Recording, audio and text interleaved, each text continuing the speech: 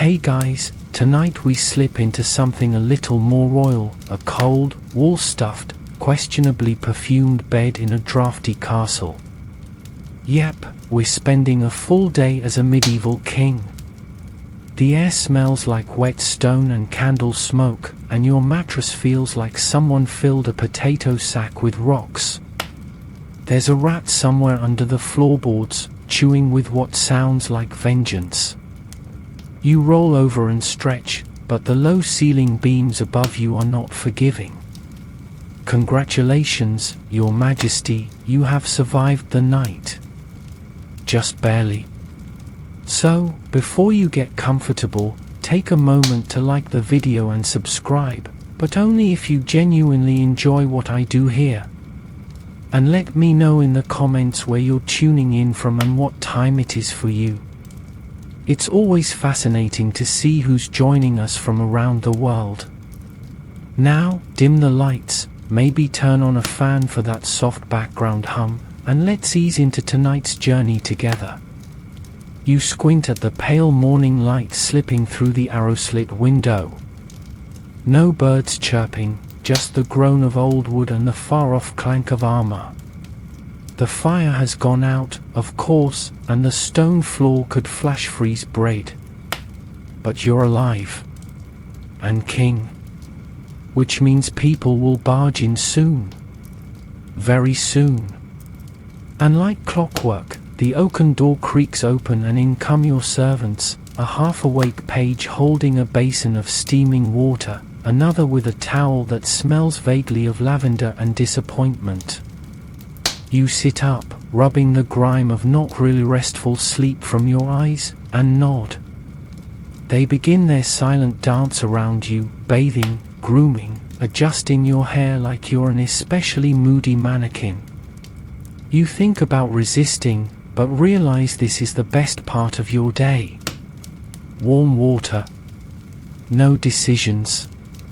Just being pampered like a fussy house cat. As the final comb stroke smooths your royal hair and the oils mask whatever yesterday's helmet did to your scalp, you glance at the low fire they've relit and think, maybe I'll survive until breakfast. Speaking of which, your breakfast is already being assembled. And don't expect a cereal bar. On the menu today, a thick hunk of barley bread so dense it could anchor a ship, a wedge of hard cheese with the tang of ancient ambition, and a goblet of watered-down mead. There's also porridge. Lumpy, lukewarm, and sprinkled with what may or may not be crushed hazelnuts. You eat slowly, watching your steward shuffle in, already holding a long list of things that need your immediate attention. The steward clears his throat. Sire, the eastern granaries report rat infestations. Lord Harthrow requests funds for a new moat. The Queen's mother arrives tomorrow. Also, your horse bit a monk. You nod sagely, chewing your bread like it personally offended you. Noted, you murmur, pretending to care deeply about the monk's earlobe. This is the closest thing you get to solitude all day. 5 more minutes of silence, and then it begins. The great performance. Because being a king isn't just about wearing a crown, it's about pretending every decision you make isn't based on your gut and a vague memory of what your grandfather did. You slip into your robes, which are impressively heavy and embroidered with lions, vines, and too many buttons. The crown, the crown. It's metal, cold, and pinches. But you wear it anyway, because that's your job. Outside your chamber, the castle has begun to stir. Guards clank past with spears and sour expressions. Maids scatter like mice.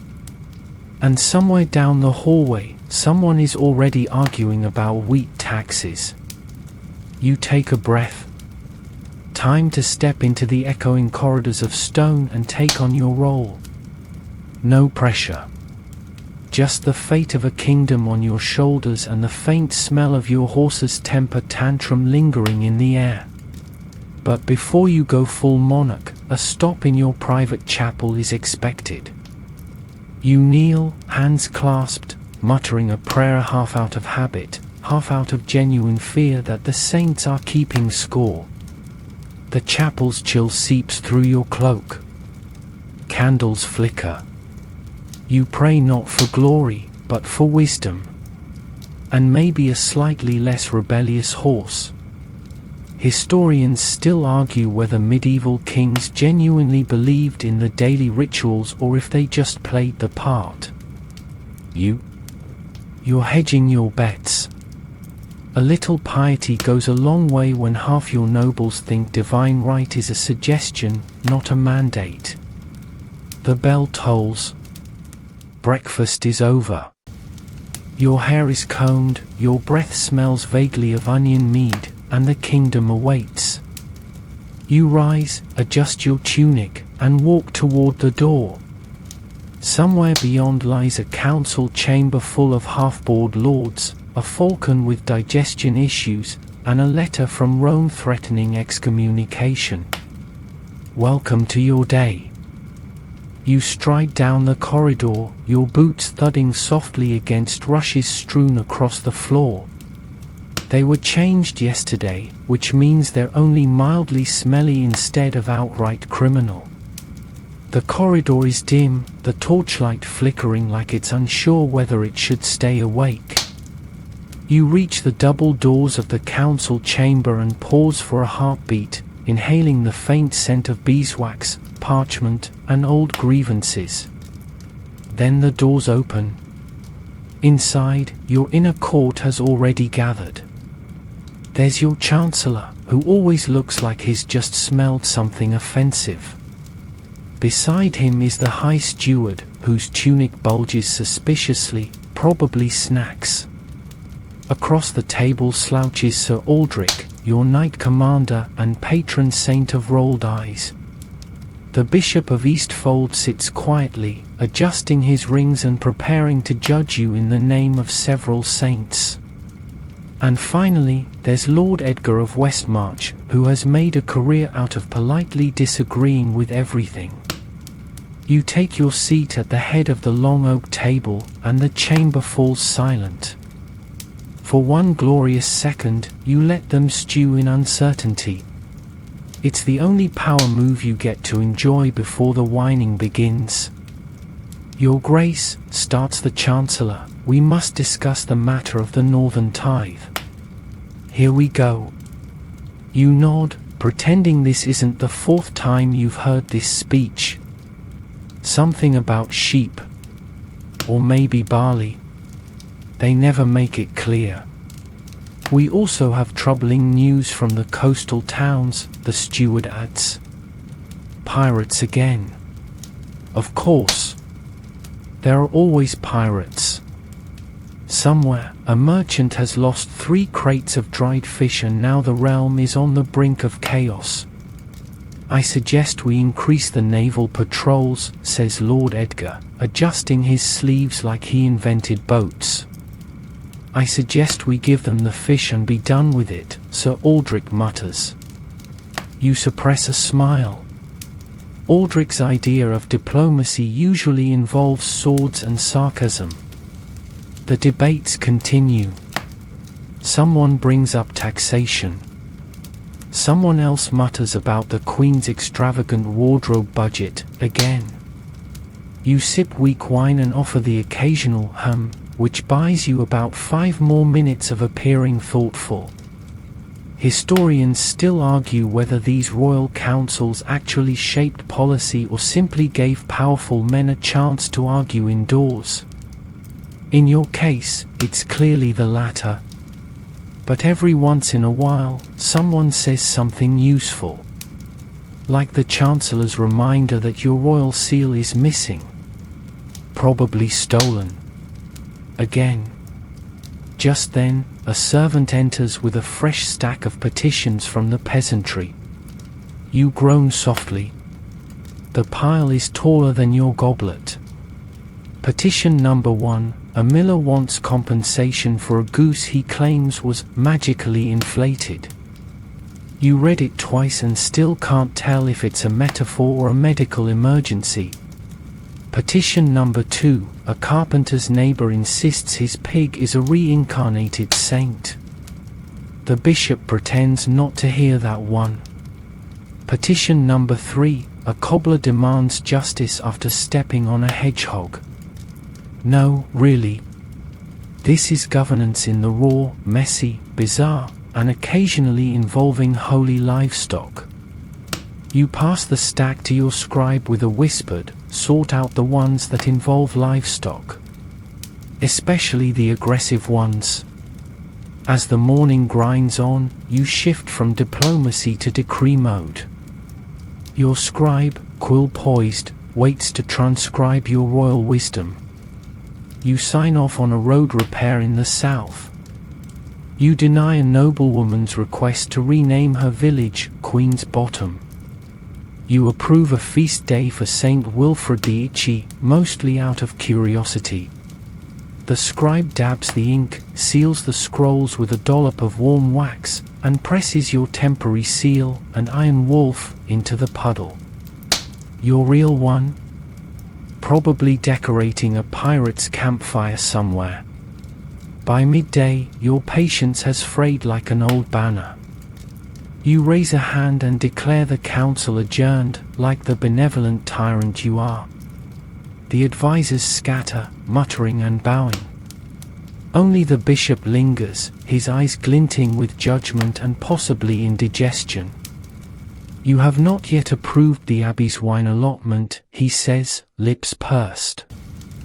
I trust in divine moderation, you reply, which is kingly speak for I'll think about it later.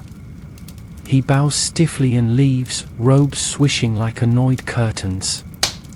You slump in your chair for a moment. The room is finally quiet. Your crown pinches. Your stomach growls. And somewhere, you're fairly certain a pigeon just pooped on the battlements. But you've made it through the morning, barely singed, somewhat dignified, and not yet usurped. Your page re-enters, holding a basin. Sire, shall I fetch lunch? You look at him, weary, regal, and a little hungry. Yes, you say. And if the meat is still moving, tell the cook I want it promoted tonight and released. The page doesn't blink.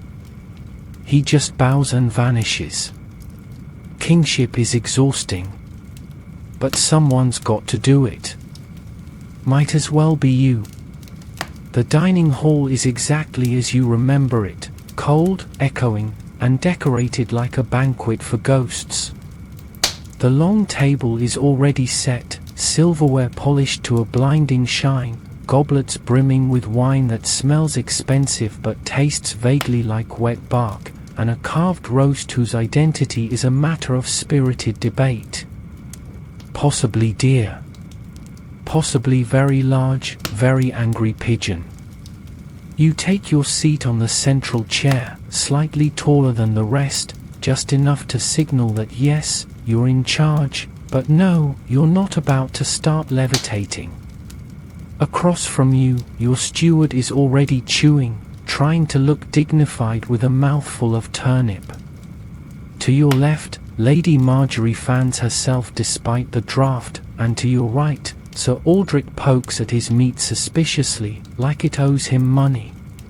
The first bite of your meal is a reminder that medieval cuisine had many ingredients, flavor not always being one of them. The meat is overcooked, the bread stale enough to deflect arrows, and the vegetable mash tastes like it was made by someone who deeply resents vegetables. Still, you chew with regal resolve, pretending this is exactly how you like it. Beside your trencher lies a goblet of mead. Sweet, strong, and slightly gritty, it at least dulls the edges of the boiled disappointment on your plate. You take a long sip and allow your thoughts to wander. Outside, the courtyard is alive with the sounds of clanking swords and barking dogs. Inside, you're surviving lunch one bland bite at a time. A jester stumbles in late, his bells jingling half-heartedly. A horse walks into a tavern, he begins. The barkeep says, you raise a hand. Let the horse eat in peace.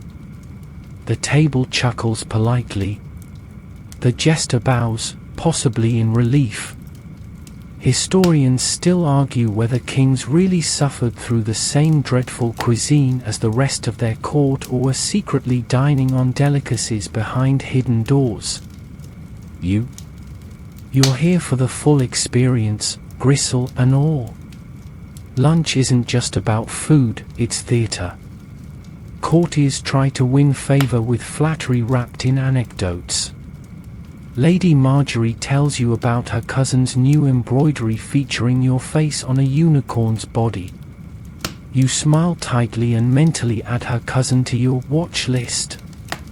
Sir Aldrich proposes a new training regimen involving badgers. You're not sure if he's serious. You're also not sure it matters. Just as you consider faking a choking incident to escape, a servant approaches with a sealed scroll. You break the wax, green, which means it's from the outlying villages. Inside is a neat complaint about disappearing sheep and a demon with glowing eyes seen near the mill. Wonderful. Either a wolf or the blacksmith's son sleepwalking again. You make a note to send someone, or pretend to. Lunch drags on. The second course is a pie. You stab it cautiously. Steam escapes, carrying the scent of onions and something gamey. A chunk of meat escapes and tumbles onto your plate like it's trying to flee. You stare at it. It stares back. Mutual respect is established. By now, the nobles have moved on to gossip. The bishop isn't here, so the gloves are off. Someone suggests Lady Enid's new pilgrimage to Canterbury is actually an escape from her husband's snoring. Someone else claims Lord Darnley's new squire is a spy. You listen, nod, occasionally raise an eyebrow for dramatic effect.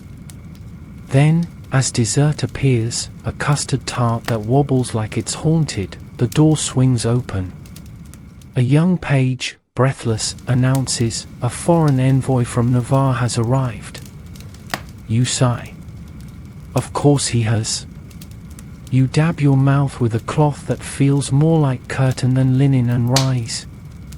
The nobles rise with you, a practiced wave of scraping chairs and murmured farewells. You step out, leaving behind the battlefield of bones, crusts, and egos. Your belly is full, though not satisfied. Your palate, slightly wounded. But more importantly, your afternoon agenda has arrived wearing velvet. In the receiving room, the Navarrese envoy bows deeply. He is draped in silk the color of overripe grapes, and his boots glisten like he's never touched mud. His mustache could have its own kingdom. Your Majesty, he says, smiling like a man who's never lost an argument he started himself, I bring warm tidings and a proposal of trade. You motion for him to continue. He launches into a monologue about almonds, spices, sea roots, and an exclusive shipment of miracle wine that allegedly cures boredom and warts. You nod, sip your wine, and try to stay awake. Eventually, you agree to consider his offer, which means you'll ask your treasurer if you can afford almonds that smell like lavender and diplomatic baggage.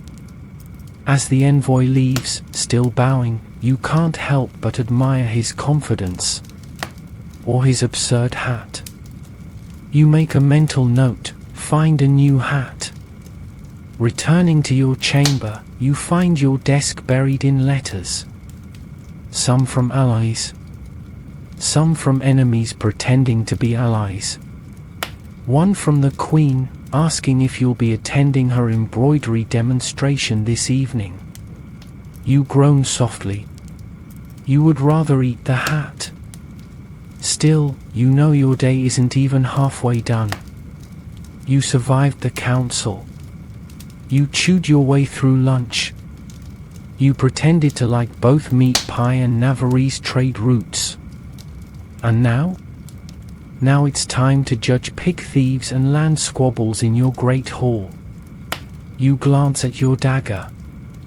Just for comfort. Not paranoia. Probably. Being king, as it turns out, is less about power and more about pretending you're not tired, bored, and full of what might have been hedgehog stew. But you straighten your back, summon your most imperial expression, and head for justice. The great hall greets you like a cold slap to the senses, high ceilings, echoing footsteps, and the lingering smell of last week's mutton roast. Banners hang from the rafters, their colors faded by years of smoke, moths, and arguments. Sunlight spills in from the high windows, slicing through the air and catching in the ever-present dust, giving everything a hazy, dreamlike glow. You settle into your wooden throne, more symbolic than comfortable, flanked by two guards trying to look both menacing and mildly interested. And then the line begins. First up is a farmer with a beard like wild moss and boots that squelch ominously. He throws himself into a bow and declares, "My neighbor's goat has been eating my cabbages, sire." You raise an eyebrow. "And what do you suggest I do? Imprison the goat?" He hesitates, clearly not expecting pushback. "No, Your Grace. Just, maybe exile it?" The room stifles a laugh. You nod gravely. "Very well. The goat is hereby sentenced to relocation. Preferably uphill." He beams. The goat, presumably unaware of its legal troubles, continues its cabbage crime spree somewhere in the hills. Next is a baker, plump and anxious, complaining that the town miller shortchanged her flour allotment. The miller, waiting just behind, insists the scales were fair and offers to weigh the baker herself if needed. You bang your scepter gently, symbolic, not punitive, and declare that both parties must agree to supervised weighing at dawn, with a monk present. They leave, arguing over who gets to pick the monk. And so it goes. A widow claiming a knight trampled her washing line. A carpenter accusing his apprentice of witchcraft, because the apprentice builds better chairs. Two brothers disputing who owns a suspiciously valuable chicken. You begin to suspect the chicken has been bribing both. Historians still argue whether these royal judgment sessions were genuine or just a way to appear engaged with the common folk. In your case, it's about 70% politics, 20% boredom relief, and 10% the joy of issuing absurd verdicts like all parties involved must share the chicken and alternate who carries it on feast days. As the hours drag, the cases grow weirder. One man claims to have seen a ghost stealing apples. Another insists his beard was cursed by a rival. You listen, nod, occasionally tilt your head like you're pondering the cosmic balance of justice when really, you're wondering what's for dinner and whether you'll be poisoned. Then comes a serious one. A young woman, shaking but determined, accuses a minor noble of stealing her family's land. The noble protests, smug and slightly drunk, waving a forged deed like it's a magic spell. You call for your scribes, who unfurl ancient scrolls with the delicacy of someone handling a sleeping bear. Turns out the land's ownership has been contested for decades. You lean back, stroking your beard like a wise wizard, and then declare, until proof beyond ink and drunken signatures appears, the land remains with the original family. Any attempt to remove them shall be treated as treason against the realm. Gasps echo. The noble scowls. The woman weeps with relief. And just like that, you remember why this part of the job matters. Justice isn't just theatre. Sometimes it's the one thing standing between order and chaos, or at least between one family's bread and another's bad paperwork. By now your stomach is grumbling again. The sun has shifted, casting the hall in long golden streaks. Your hand aches from resting on the armrest. Your scepter feels heavier than it did this morning. One last case, you promise yourself. And then a boy steps forward. Barefoot. Nervous. Holding a wooden flute. "My lord," he stammers, "I wrote a song about the kingdom. I thought, maybe, you'd like to hear it?" You glance around. The guards shrug. One looks slightly panicked. You sigh. Proceed. He begins to play. It's not brilliant. In fact, it's barely coherent. But there's effort. Heart. A little bit of sheep bleating in the higher notes. When he finishes, cheeks flushed, you clap slowly. "Well done," you say. "See the steward for a meal. And maybe some flute lessons." He bows so low he nearly tips over, and scurries out, the notes still bouncing awkwardly off the stone walls. Finally, mercifully, the chamber empties. You stretch. Your knees crack like dry branches. The hall returns to silence, interrupted only by a bird somewhere in the rafters, probably building a nest in a tapestry of your great-grandfather. Your steward enters, quill behind his ear. "That concludes the docket, Your Majesty." You nod. "Good. Let's not add any more. Unless someone accuses a squirrel of treason." He smiles faintly, jots something down, probably as a joke, and vanishes. You sit for a moment longer, letting the weight of the day sink into your bones. The echo of voices. The parade of faces. The absurdity and gravity of it all. Justice, you've found, is part performance, part guesswork, and part genuine heartache. You rise, the hem of your cloak dragging across worn flagstones, and head for the courtyard. There, you hope, something simpler awaits. Swords. Sweat. Something you can control. Because if you hear one more dispute about enchanted livestock, you might just crown the chicken and let it rule for a day. You push through the side doors into the open air, blinking at the sudden daylight like a mole emerging from years of scrolls and complaints. The courtyard is alive, sunlight bouncing off armor, the clang of metal ringing like a bell tower run by a drunk, and the occasional bark of a dog that sounds far too enthusiastic about someone's shin. This is the part of the day that doesn't lie. There's no diplomacy here, no carefully worded declarations or velvet-draped agendas. Just stone, sweat, and steel.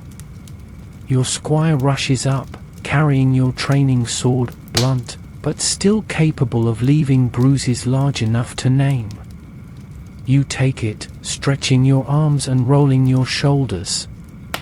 There's a stiffness in your back that suggests either age or a throne carved by sadists. Possibly both. The yard clears a little as you step into the center. Knights line up along the edge, some leaning on swords, others perched on barrels, all trying to look casual. Sir Aldrich is already there, cracking his neck like a man about to take out a week's worth of frustration on his monarch. He grins. You ready to be humiliated, sire? You twirl the blade lazily. Only if you promise not to cry this time. He lunges. You parry. The dance begins. Metal clashes, feet shuffle, and a few squires cheer like it's their first tournament. The blade is heavy, the sun hot, and your breath comes faster than you'd like to admit. But you hold your own, barely. You dodge a swing that would have dented your pride, and counter with a low swipe that sends Aldrich stumbling back with a laugh. You've been practicing, he pants. Only every time I think of my cousin's poetry recital, you reply. The fight continues for a few more minutes, long enough to entertain, short enough to avoid actual injury. When it ends, you both bow, sweat slick and smiling. It's one of the rare times you get to be just a man, not a monarch. And it feels almost honest. Historians still argue whether kings actually trained with their knights or merely posed with swords for paintings. You believe in keeping your skills sharp, even if your sword's mostly for ceremony and intimidating uncles. You wipe your face with a rag that smells like old leather and fear, then make your rounds. You nod at the archers practicing along the wall, shout encouragement to a page trying not to drop a halberd, and pause near the stables to scratch your horse's ears. The same horse, by the way, who bit a monk this morning. He seems smug about it. Behave, you murmur. Or next time I'm sending you to the abbey. He snorts, unapologetic. Nearby, a young knight is sparring clumsily with a wooden dummy, managing to hit everything except the dummy's actual target areas. You watch for a moment, then stroll over and correct his stance. Don't lead with your shoulder. That's how you end up carrying your arm in a pouch. He looks startled, nods, and tries again, with slightly more grace. You clap him on the back. Now, imagine it's your older brother. That'll help. Across the yard, the Queen's falconer is preparing for the afternoon hunt. His birds are perched on gloved arms, eyes sharp, feathers ruffling in the breeze. You nod to him as you pass, admiring the calm menace of the hawks. There's something reassuring about animals that don't gossip. But the respite doesn't last. A messenger appears, dusty and breathless, bearing a scroll sealed with the mark of the Duke of Harrowmere.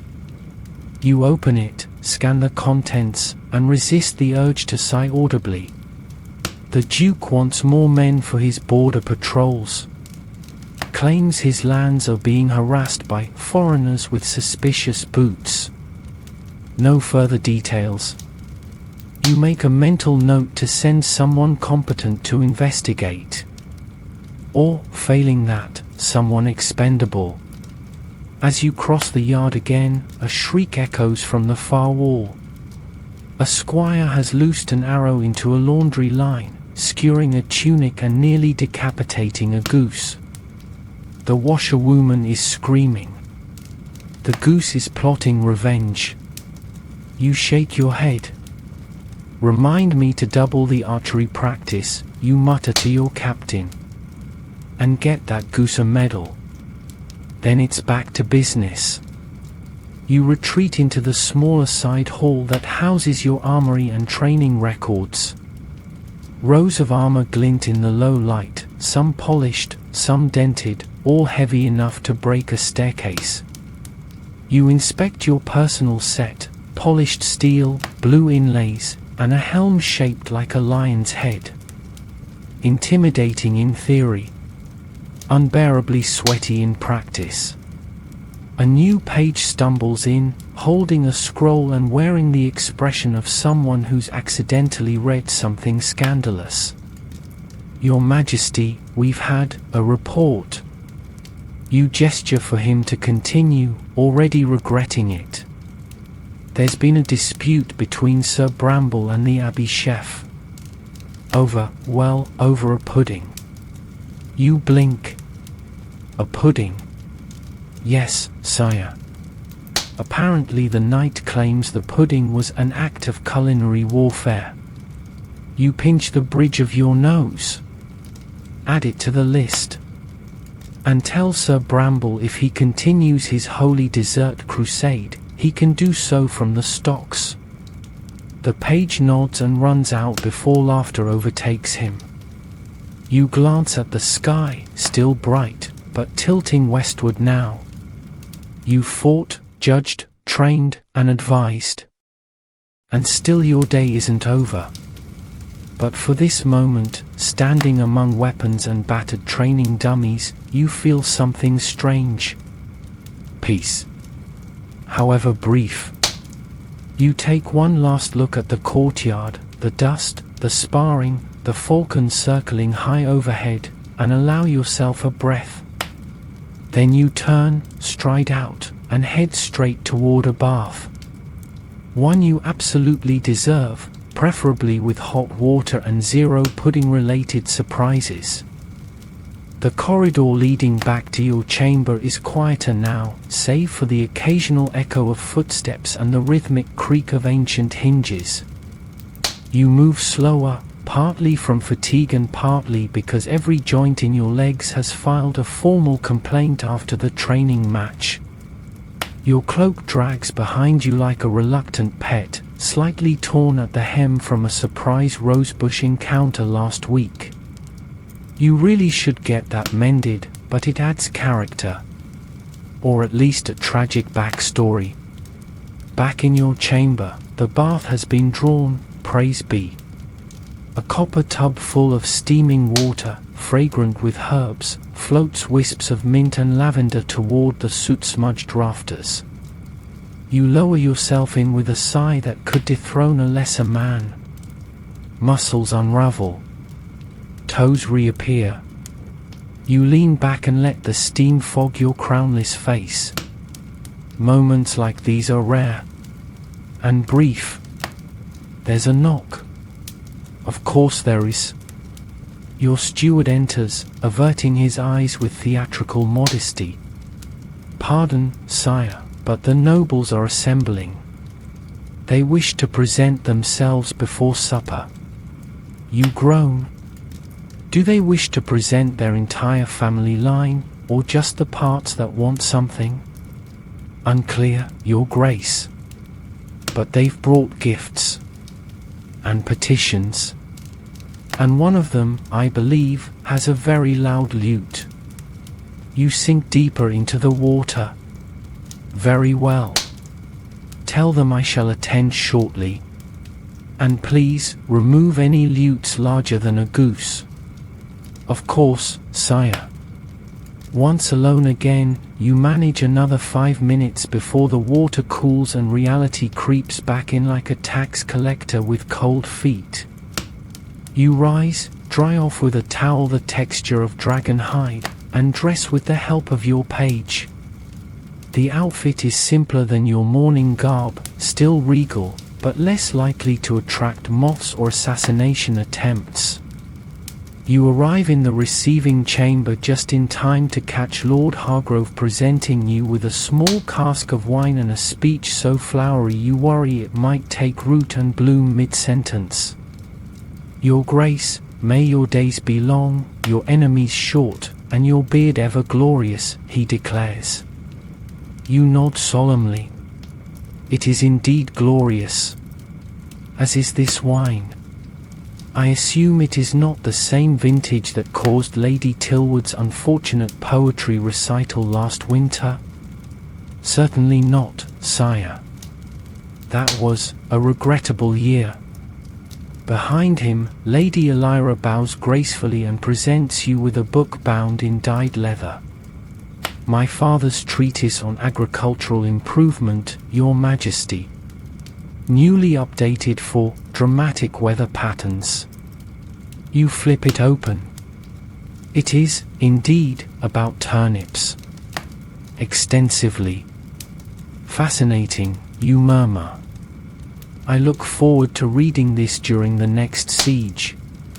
The nobles take turns like well-dressed ducklings, offering compliments, complaints, and a shocking number of dried goods. One man has brought pickled pears.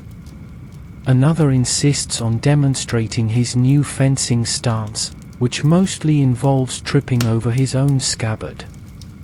You clap politely. Amid the chatter and forced laughter, you catch wind of something more serious. "Heard he's been seen on the Western Ridge again," one knight mutters. You pretend not to listen, but your ears sharpen. The "he" in question is likely the exiled Lord Varin, a man with a talent for making enemies and a habit of reappearing like a rash. His banishment wasn't exactly airtight. You make a mental note to send scouts. Or perhaps just spread the rumor that Varin now has fleas. Word travels faster than horses. You spend another half-hour nodding at family crests, pretending to admire embroidery, and dodging subtle offers of marriage alliances from people whose daughters are either frighteningly eager or visibly plotting your demise. You smile through it all, because you're a king. And kings endure. Finally, as the sun begins to dip low, the nobles trickle out, off to feast, flirt, and fight over who gets to sit closest to the musicians. You take a moment alone, pacing by the stained glass window, watching the light melt into amber over your lands. Your page reappears with a tray of letters. Of course. From the Southern Merchants Guild, he says, handing over a tightly rolled scroll. They want permission to host a festival. And this one's from the Queen's cousin in Trivon. He's still upset about the incident with the badger. You raise an eyebrow. He started that duel. The badger was merely enthusiastic. As you skim the scrolls, your steward enters again, this time without knocking, never a good sign. "Forgive me, sire," he says, "but the castle alchemist requests an audience." Urgently. You close your eyes. Is something glowing again? "Yes, your majesty. And it might be sentient." You sigh, hand the scrolls back, and straighten your belt. Lead the way. Down in the alchemist's chambers, a mix of library, laboratory, and lunacy, you find Master Arwin hovering over a bubbling cauldron that's changing color with alarming frequency. "It's stable now," he says brightly. "Mostly. I think it wanted to be soup at first." You peer in. The liquid hisses. "What was the goal this time?" you ask. "Fleas," he replies. "A cure. Or maybe a deterrent. Depends on dosage. And species." You back away. "Let me know when it stops whispering." On your way out, you catch the scent of roasted meat drifting from the kitchens. Supper is near. And after a day of diplomacy, judgment, training, and magical chaos, you find yourself almost hungry. You return to your chamber briefly, splash your face with cold water, and stare at your reflection. Not bad for a man who's presided over goat trials, sparred with his knight, and survived 3 proposals and a potion. Dinner awaits. Hopefully, without lute solos. The great hall is lit now with 1,000 flickering candles, their flames dancing like drunken courtiers across stone walls draped in banners. The scent of roasted meat mingles with beeswax and perfume, some subtle, some so strong you could use it to clean armor. Long tables stretch toward the hearth, already cluttered with pewter plates, bread trenchers, and goblets eager to be refilled. You stride into the sound of murmurs and the scraping of benches as the gathered nobles rise to acknowledge you. You nod, the royal equivalent of saying, "Let's get on with it," and take your place at the high table. The evening meal begins with bread, thick, chewy, likely used as both a utensil and a defensive tool. Butter appears in generous dollops, soft from the hearth's heat. Beside it, you notice a bowl of pickled something. The kitchen's latest gamble. Your first sip of wine is pleasantly dry, laced with a hint of plum and mild regret. You relax slightly, the weight of the day melting into the noise around you. Then the procession begins. Not of servants, but of villagers.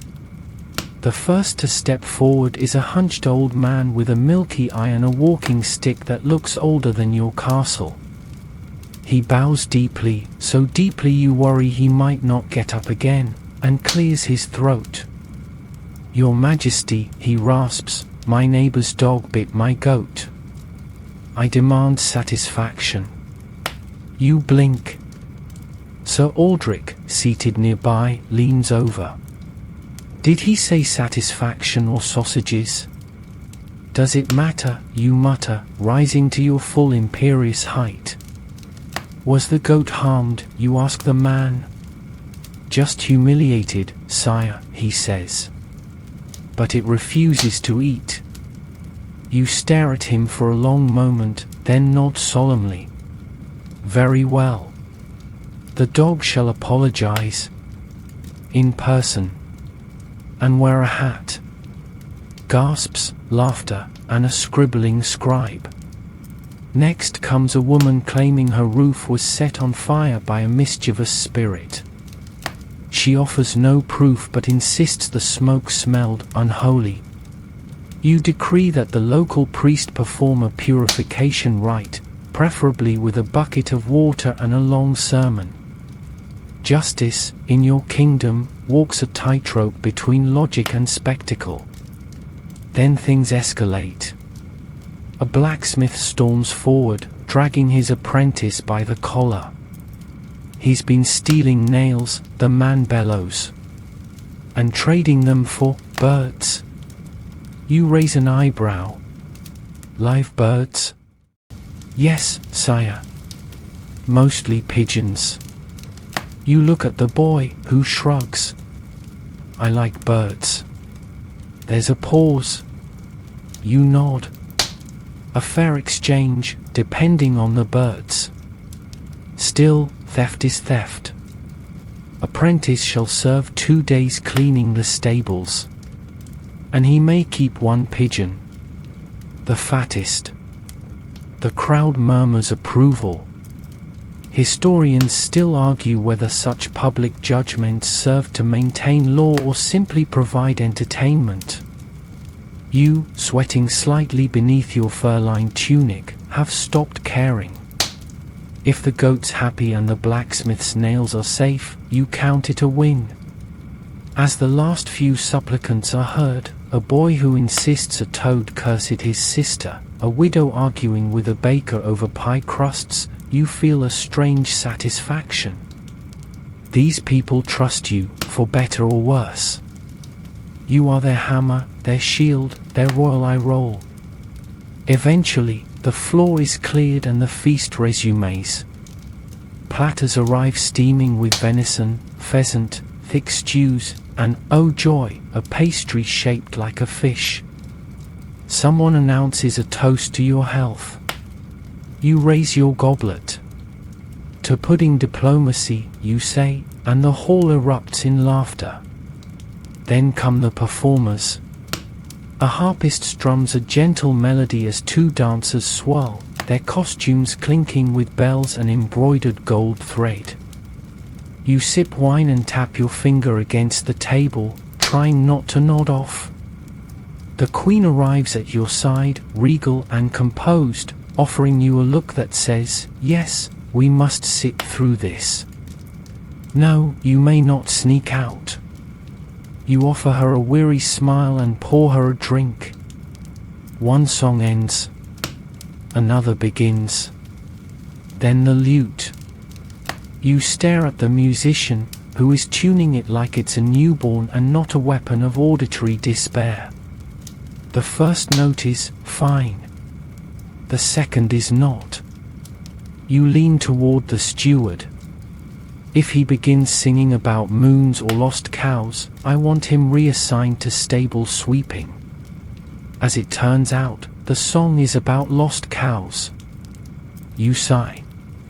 The queen hides a smirk behind her goblet. Eventually, mercifully, the music fades and the food dwindles. The hall grows quieter.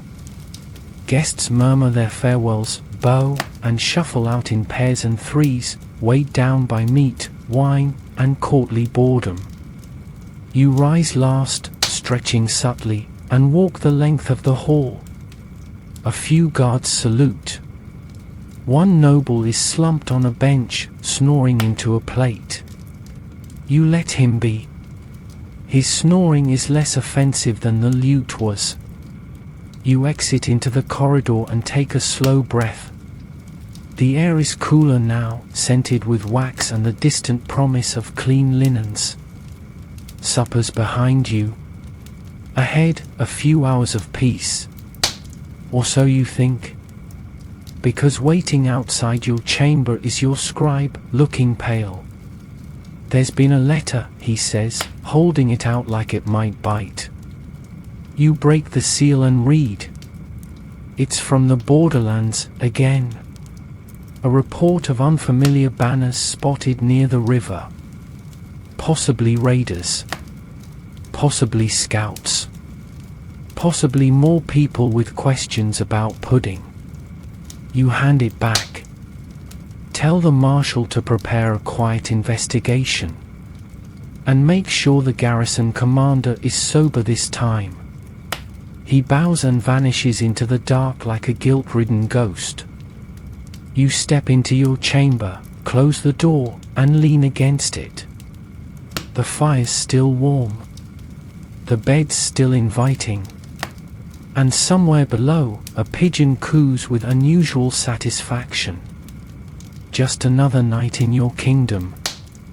The fire crackles in your chamber, casting slow golden shadows across the stone walls and making the embroidery on your bed curtains shimmer like sleepy starlight. You've shed your robes, slipped into a soft tunic, and finally, kicked off your boots. They land with a satisfying thump that echoes across the room like a bell announcing bedtime for monarchs. But before you can fully surrender to comfort, there's one more royal ritual to perform: letters. You settle into the worn chair by the hearth, the one with the stuffing poking out like it's trying to escape. On the side table, your steward has left a stack of correspondence. Some sealed in wax, others folded with suspiciously enthusiastic ribbons. You pick the topmost, blue seal, faint perfume, definitely political flattery disguised as poetry. You read aloud in a droning whisper, "To His Grace, the Lion of the Lowlands, King of Might, Mirror of Heaven." You pause. Mirror of Heaven? Your scribe, seated nearby with an inkwell and the energy of a damp towel, doesn't look up. They're trying a new flattery approach, sire. Tell them to try harder. He nods, scribbling. Possibly drawing a snail. The next letter is more direct. A warning from your spy master. A minor noble in the Western Hills has been making noises, mostly to tavern owners and disgruntled falconers, about land rights and lost royal bloodlines. Ah yes, the classic, "my great-aunt once shook hands with a duke, so I should be king now" argument. You sigh. Keep an eye on him. And have someone invite him to the next hunt. Preferably near a steep incline. Your scribe makes a noise that might be a chuckle. Or indigestion. The last letter is from the Queen's brother. He's written in his usual sprawling, ink-blotted scrawl, detailing his latest adventure involving a flooded vineyard, an angry goat, and something he calls experimental cheese diplomacy. You set it aside with the kind of smile reserved for relatives you hope never need rescuing from a well. Historians still argue whether medieval kings read their own letters or had them summarized. You prefer the mix, enough to keep you informed, not enough to require therapy. Your steward enters again, this time carrying a small tray. Your tea, sire. You raise an eyebrow. Did we finally teach the kitchen not to boil it into despair? Mostly. You sip. It's warm, earthy, and only mildly bitter, like a knight who lost a duel but gained wisdom. You nod approval. With your letters read and your tea swirled, you glance toward the large tapestry on the far wall. It depicts your grandfather in battle, sword raised, enemy retreating, beard majestic. You wonder briefly if he ever sat here, sipping tea, fretting about ambitious bird collectors and cursed puddings. Probably not. But then again, he died after choking on a roasted pear, so maybe you're doing just fine. There's a knock. Again.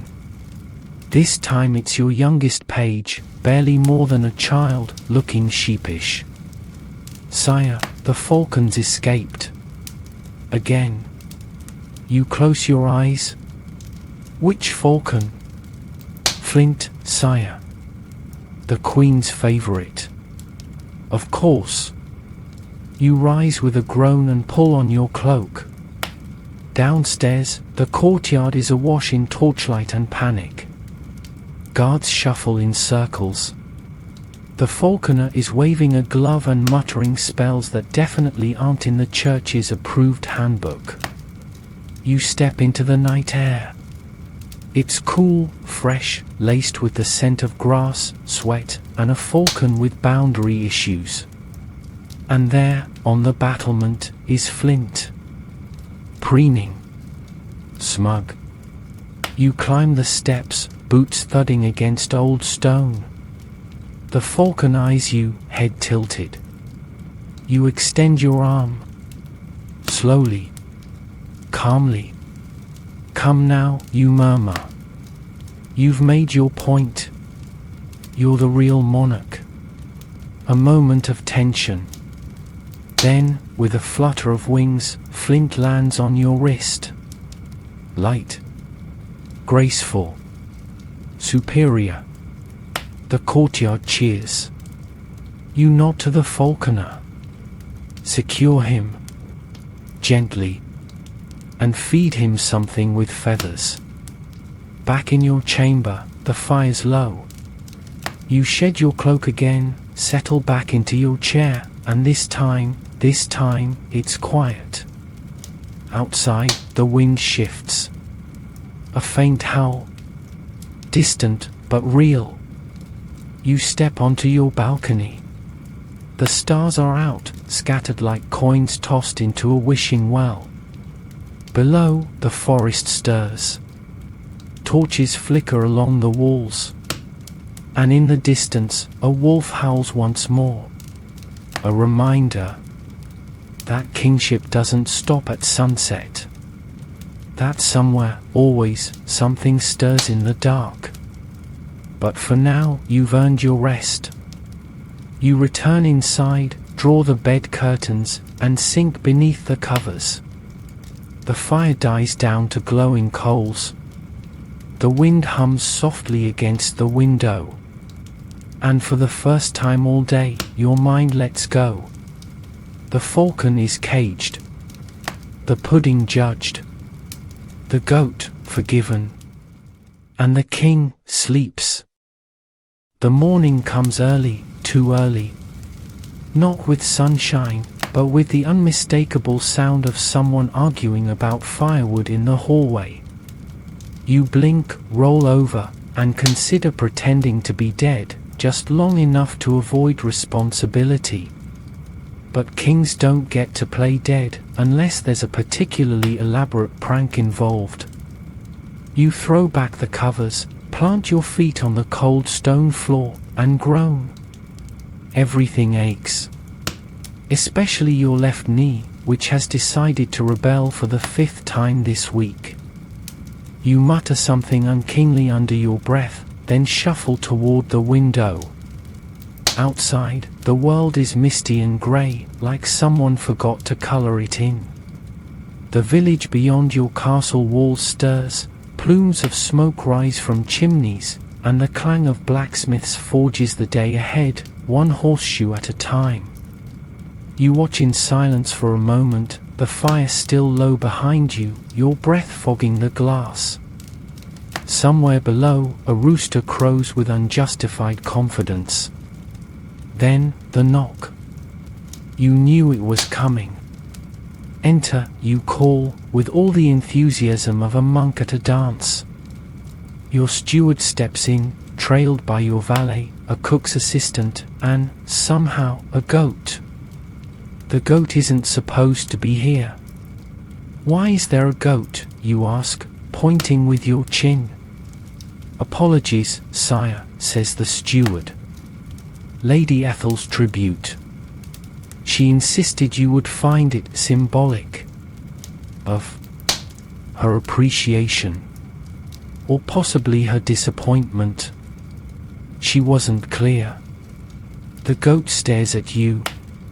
You stare back. It bleats, unimpressed. Put it in the garden, you mutter, waving it away.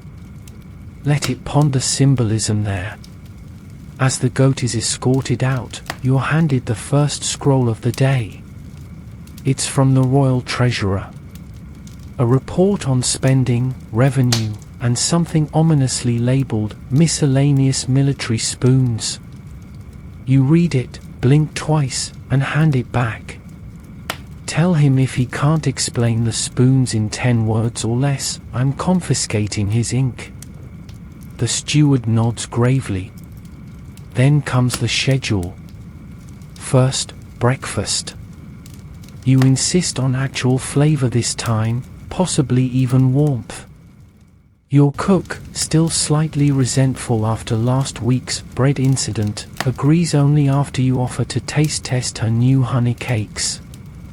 Next, courtly lessons for the noble brats in training. A daily dose of manners, swordplay, and lessons in how not to start accidental wars. And finally, a surprise inspection of the castle defenses. You groan. Why is everything either on fire, broken, or plotting something? Because it's Tuesday, sire, the steward replies, as if that explains anything. You dress. Today's tunic is deep green with gold threading, elegant, slightly itchy, and somehow more regal than comfortable. Your boots have been polished to an aggressive shine. Your crown, still crooked, still pinching. Breakfast is served in your private solar, honey cakes, porridge, soft cheese, and, mercifully, actual fruit. You eat quickly, nodding along to your steward's updates. The Queen has approved the embroidery theme for next month's feast, he says. Is it less terrifying than last year's dancing cows? Marginally. Good. I still have nightmares about those eyes. As you mop up the last of your honey with a wedge of bread, the door opens again and in pours the next wave, 6 noble children, aged between small and chaos. Good morning, your majesty, they chirp in uneven unison. You rise, smiling faintly, and gesture them toward the practice yard. It's time for their lessons in statecraft, etiquette, and survival. You begin with a tour of the armory. This is a halberd, you explain. It's like a spear that graduated from university and immediately got into bar fights. The children giggle. One tries to lift it and nearly topples over. You nod approvingly. Then, the lesson in diplomacy. You sit at a long table with two of the older ones, role-playing a dispute between rival dukes. You watch as one threatens war over a duck pond, while the other offers a pie as a peace offering. Honestly, it's not that different from real negotiations. Historians still argue whether royal wards received true education or were just decoration for court politics. In your court, they get both. And occasionally bruises from wooden swords. After an hour of mock treaties, spilled ink, and one surprisingly articulate 7-year-old speech on tax fairness, you dismiss them with a final decree: no pudding-based alliances. Ever. They scamper off, heads full of ambition and sugar. You sigh, stretch, and head to the wall. The inspection takes you along the battlements, where wind whips your cloak and the guard captain nervously lists recent shortcomings. The eastern tower is still missing its bell, sire. We suspect it rolled into the moat. Has anyone checked? Only Jerry, but he can't swim. You nod slowly. Send someone who can. Or train Jerry. You inspect arrow slits, test the stability of ladders, and lean over the parapet just enough to remind yourself that medieval architecture is both breathtaking and mildly homicidal. Below, villagers carry baskets of vegetables, repair carts, and chase pigs with more speed than dignity. Your kingdom, messy, loud, and alarmingly fond of goats, is alive. Breathing. Mostly functional. You walk the full perimeter, noting repairs, murmuring praise, and once threatening a sentry with dish duty if he's caught napping again. By the time you return to the keep, you're windblown, mildly heroic, and starving again. But that comes later. For now, you pause at the gate, turn, and look out over your realm. And smile. Because today, at least, it hasn't tried to kill you. Yet. The midday bell tolls as you descend into the great hall once again, this time not for judgments or songs about lost cows, but for lunch, a brief window of relief wedged between noble chaos and royal paperwork. The smell hits you before you even reach the table: roasted meat, warm bread, and something vinegary that you hope isn't pickled eel again. Your seat awaits at the head of the long, carved table, and beside it, surprise, is your cousin Lord Percival. He smiles as though he isn't widely known for borrowing gold and forgetting to return it. "Cousin," he exclaims. You look regal, radiant, and remarkably unrested. You grunt a greeting, pouring yourself a goblet of watered wine. He continues talking, probably hoping to butter you up before requesting funds for his next expedition to find the legendary diamond hen of the Eastern Hills. "Not now," you say, cutting him off with a slice of bread.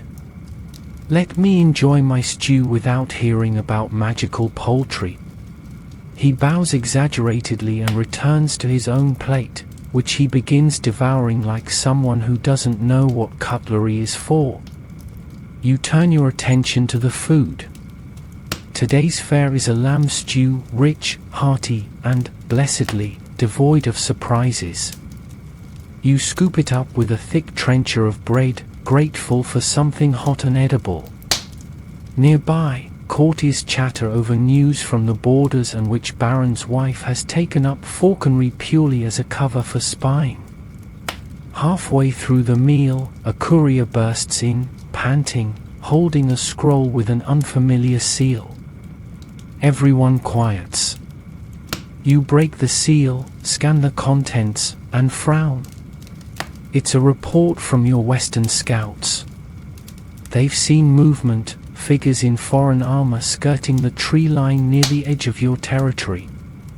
No banners. No open aggression. just watching.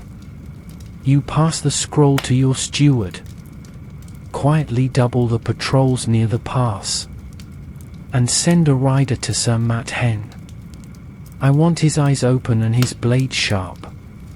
Your voice is calm, but your gut tightens. Watchers mean watchers are being watched. Which usually means trouble's either already here or booking a room at the inn. Still, lunch continues. You force down another few bites, then rise. My lords, you announce, I will be in my solar. Uninterrupted. Everyone nods solemnly, which in court speak means, we'll wait 10 minutes before trying again. You slip into your solar, a smaller chamber with tall windows, bookshelves groaning under the weight of vellum tomes, and a table always buried in maps. You sit, stretching out your legs, and stare at the western edge of the kingdom etched on the map before you. Small villages. Forest paths. A river that doubles as a border, depending on who's arguing.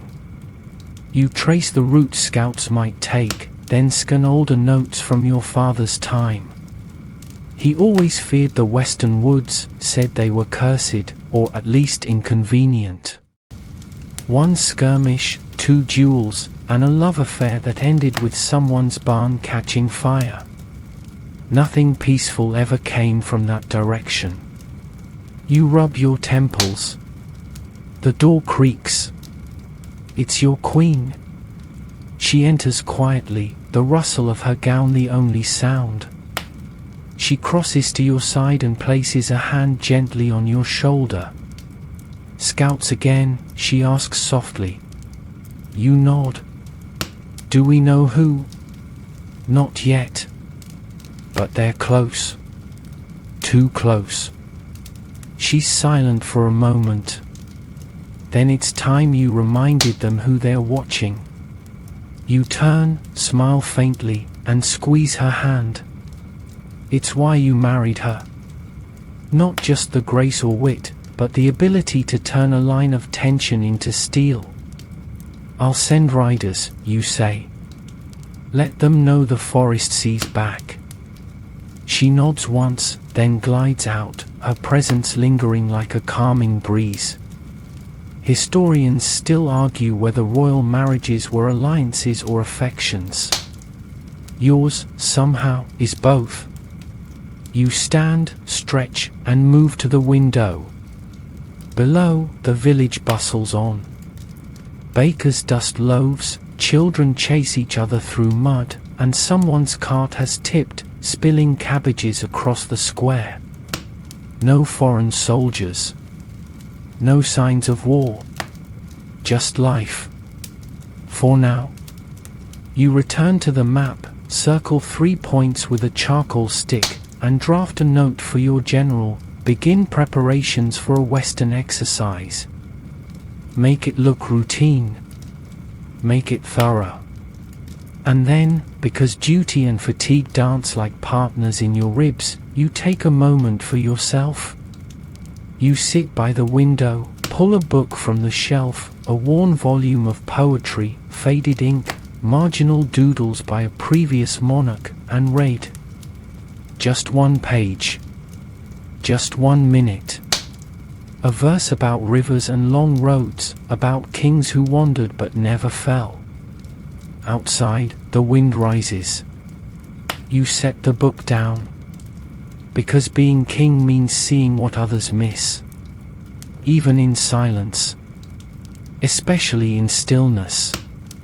You rise again, back to the table, back to the work, back to the waiting. Because something is coming. And you intend to meet it with eyes open. The midday bell tolls as you descend into the great hall once again, this time not for judgments or songs about lost cows, but for lunch, a brief window of relief wedged between noble chaos and royal paperwork. The smell hits you before you even reach the table, roasted meat, warm bread, and something vinegary that you hope isn't pickled eel again. Your seat awaits at the head of the long, carved table, and beside it, surprise, is your cousin Lord Percival. He smiles as though he isn't widely known for borrowing gold and forgetting to return it. "Cousin," he exclaims, "you look regal, radiant, and remarkably unrested." You grunt a greeting, pouring yourself a goblet of watered wine.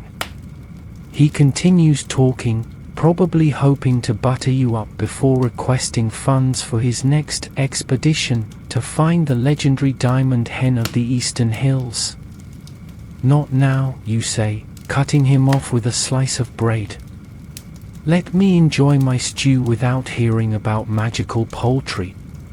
He bows exaggeratedly and returns to his own plate, which he begins devouring like someone who doesn't know what cutlery is for.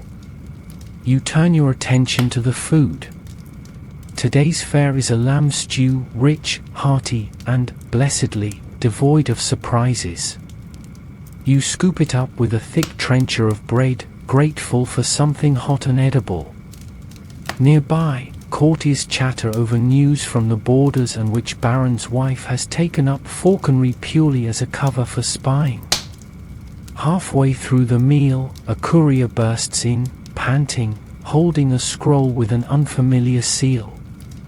Everyone quiets. You break the seal, scan the contents, and frown. It's a report from your Western scouts. They've seen movement, figures in foreign armor skirting the tree line near the edge of your territory. No banners. No open aggression. Just watching. You pass the scroll to your steward. Quietly double the patrols near the pass. And send a rider to Sir Matt Hen. I want his eyes open and his blade sharp. Your voice is calm, but your gut tightens. Watchers mean watchers are being watched. Which usually means trouble's either already here or booking a room at the inn. Still, lunch continues. You force down another few bites, then rise. "My lords," you announce, "I will be in my solar." Uninterrupted. Everyone nods solemnly, which in court speak means, "We'll wait 10 minutes before trying again."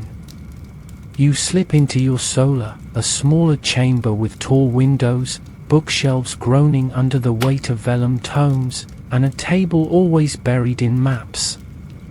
You sit, stretching out your legs, and stare at the western edge of the kingdom etched on the map before you. Small villages. Forest paths. A river that doubles as a border, depending on who's arguing. You trace the route scouts might take, then scan older notes from your father's time. He always feared the western woods, said they were cursed, or at least inconvenient. One skirmish, 2 duels, and a love affair that ended with someone's barn catching fire. Nothing peaceful ever came from that direction. You rub your temples. The door creaks. It's your queen. She enters quietly, the rustle of her gown the only sound. She crosses to your side and places a hand gently on your shoulder. "Scouts again?" she asks softly. You nod. "Do we know who?" "Not yet. But they're close. Too close." She's silent for a moment. Then it's time you reminded them who they're watching. You turn, smile faintly, and squeeze her hand. It's why you married her. Not just the grace or wit, but the ability to turn a line of tension into steel. "I'll send riders," you say. "Let them know the forest sees back." She nods once, then glides out, her presence lingering like a calming breeze. Historians still argue whether royal marriages were alliances or affections. Yours, somehow, is both. You stand, stretch, and move to the window. Below, the village bustles on. Bakers dust loaves, children chase each other through mud, and someone's cart has tipped, spilling cabbages across the square. No foreign soldiers. No signs of war. Just life. For now. You return to the map, circle 3 points with a charcoal stick, and draft a note for your general. Begin preparations for a Western exercise. Make it look routine. Make it thorough. And then, because duty and fatigue dance like partners in your ribs, you take a moment for yourself. You sit by the window, pull a book from the shelf, a worn volume of poetry, faded ink, marginal doodles by a previous monarch, and read. Just one page. Just 1 minute. A verse about rivers and long roads, about kings who wandered but never fell. Outside, the wind rises. You set the book down. Because being king means seeing what others miss. Even in silence. Especially in stillness. You rise again, back to the table, back to the work, back to the waiting. Because something is coming. And you intend to meet it with eyes open. The scroll in your hand is wax sealed with green and gold, the unmistakable mark of House Morlane. You break it carefully, already bracing yourself. Lord Morlane rarely writes without mentioning either hunting rights, obscure marriage claims, or the latest offense committed by someone who once blinked at him too aggressively. This time, it's all three. You read through the letter, eyebrows rising at the bit about his cousin's alleged claim to your southern forests, land your family's held since before Morlane's was even spelling its name with a silent G. He ends, as always, with a flowery sign-off and a barely disguised threat of withdrawing support if his family continues to be excluded from royal council. You sigh and toss the scroll into the handle later or never basket, which is rapidly becoming your largest container. Then it's on to the real challenge, mentoring the next generation of courtly nuisances, pages and heirs sent by noble houses to learn grace, swordplay, and how to hold a goblet without spilling politics all over their doublet. You head to the smaller training hall where a dozen boys and a few highborn girls stand in uneven rows, clutching wooden swords and shields nearly their size. Some look eager. Others look nauseous. "Good day, your future headaches," you say with a grin. They bow in unison, though one boy nearly falls over doing it. "Today," you continue, "we work on survival. That means not just how to hold your sword, but how to stand in court without crying." You walk the row, correcting posture, knocking the pommels of their swords to test grip. One boy holds his like it might bite him. You gently reposition his hands.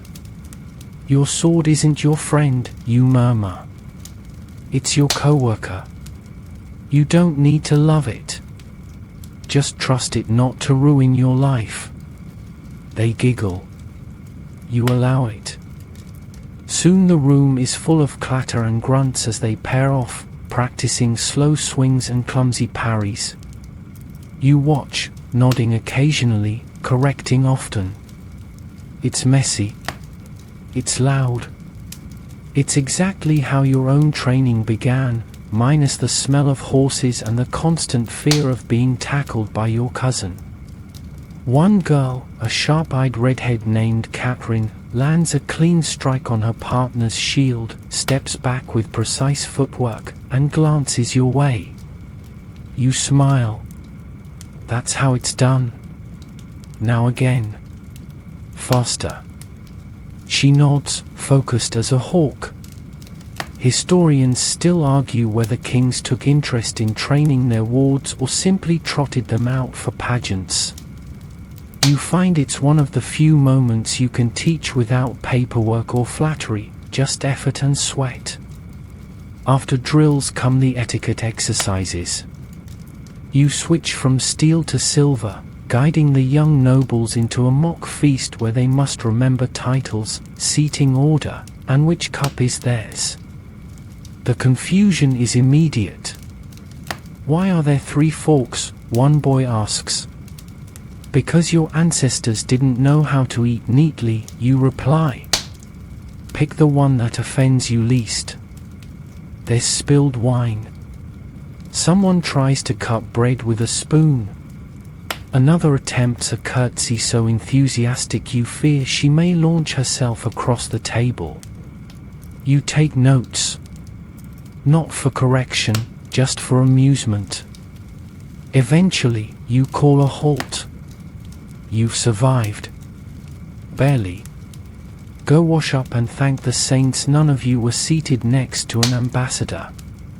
They bow again, slightly better this time, and file out, chattering and elbowing like any group of half-trained nobility. You watch them go, and for a brief moment, you see not the chaos, but the potential. A court that may one day rule with skill, or at least with fewer dining room incidents. You return to your chamber, only to find your steward waiting with a small, flat box. "This just arrived," he says, offering it as though it might contain bees. Inside is a gift from the Queen's aunt, a delicate embroidered handkerchief with your family crest stitched in crimson and gold. "Very thoughtful," you murmur. Is she trying to apologize or remind me she exists? The steward shrugs. Perhaps both. You tuck the handkerchief away, just in case it proves useful. Nothing says diplomacy like an heirloom used to mop up stew. Then, as twilight deepens, you prepare for the evening inspection, one of your more recent habits. Unannounced rounds. Surprise visits. A quiet message to the castle that you are not just a symbol in stained glass, but a presence with boots and questions. You start in the kitchens, where the staff nearly drops a pot of stew at the sight of you. You wave them back to work and taste the sauce, surprisingly rich. You offer a rare compliment and are rewarded with 3 curtsies and 1 accidental potato to the floor. Next, the stables. The horses are restless tonight, snorting and shifting as if sensing something in the air. The stable master reports nothing unusual, but you take your time walking between the stalls, stroking muzzles, checking tack, whispering nonsense to your battle mare. She nuzzles your shoulder, warm and steady. Then the outer guard posts. Torches flicker. Boots scuff stone. You speak with the night captain, review the changing of the watch, and ask if there have been any signs, sounds, shadows, silhouettes along the ridge. "Nothing clear, sire," he says. "But the men feel watched." You nod. You've felt it too. Back inside, you take the long corridor to your private chapel. The corridor hums with silence, the air cooler here, almost reverent. You light a single candle and kneel, hands resting on your thighs. You don't pray for power, or even peace. You pray for clarity, and maybe a day with fewer goats. Behind you, the flicker of the candle casts your silhouette on the stone wall. A king.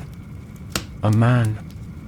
One who knows that even while the castle sleeps, the world shifts quietly in the dark. You rise slowly, snuff the flame, and head to your room. Because tomorrow, your kingdom will wake again. And you will greet it, sword or spoon in hand. It's well past nightfall now, and your chambers are quiet except for the ticking drip of a slow leak somewhere in the ceiling. You've learned to live with it. It's a noble drip, loyal, rhythmic, only slightly irritating. You settle into your chair with the familiar weight of evening letters in your lap and a fresh goblet of mulled wine within arm's reach. The fire crackles low. Outside, the wind whistles through arrow slits like a bored ghost. You unwrap the first letter, its seal broken and the parchment smelling faintly of lavender and wax. It's from your steward again, but not about plumbing or pudding. This time, it's news of whispers. Not just metaphorical ones, either. In the past fortnight, the letter reads, 3 different castle servants claim to have heard voices at night, voices saying names. Yours among them. You read the paragraph twice, then set it down slowly. You sip the wine. It's warm, spiced, and only moderately suspicious. Before you can ponder further, your spy master slips into the room like a particularly chatty shadow. He's a wiry man with a voice that always hovers somewhere between soothing and sinister. I've confirmed the rumors, sire, he says, eyes scanning the room out of habit. A guard reported seeing a figure, robed, no face, disappearing through the east courtyard just before dawn. And no alarm was raised, you ask. Not in time. And the guard was, shall we say, easily unnerved. He has since requested to be transferred to vegetable duty. Of course he has. The spy master produces a small scrap of parchment, brittle and dark with age. This was found near the wall. Possibly dropped. Possibly left. You unroll it. A single sentence, written in a hand that twitches and coils like ivy. The crown is watched by more than men. You stare at it. Is this meant to be a threat, you ask? The spy master shrugs. A warning, perhaps. Or nonsense. But it's made the kitchen maids nervous. One claimed her bread rose in the shape of your face. You sigh and set the scrap on the hearth, letting the fire take it. Keep watching, you tell him. And check the bread. He vanishes again, as he always does, leaving the scent of damp parchment behind him. You lean back. Think. Somewhere, in the undercurrent of your kingdom, things are stirring. Rumors of cloaked figures, voices in the dark, border activity from unknown riders. It's more than coincidence. It's alignment. Like pieces sliding into place on a board you didn't realize you were playing. You glance at your wine again. Then set it aside. Just in case.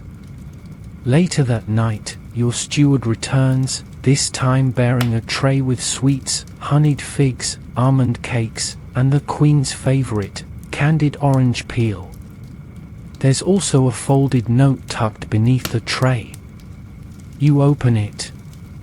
My love, it reads, if the castle ghosts come for you, make sure they know you snore like a lute with a cold. You smile despite yourself. Humor in the face of nonsense. Or danger. Maybe both. Historians still argue whether medieval queens were involved in state matters or merely decorative ornaments at feasts. Yours? She decorates just fine, but she also hears everything before it echoes. You take a fig, chew thoughtfully, and walk to the window. Below, the castle sleeps, mostly. A few torches still burn along the walls. A guard sneezes. A dog barks, then goes quiet. And above, the sky is clear. Stars sharp as blades.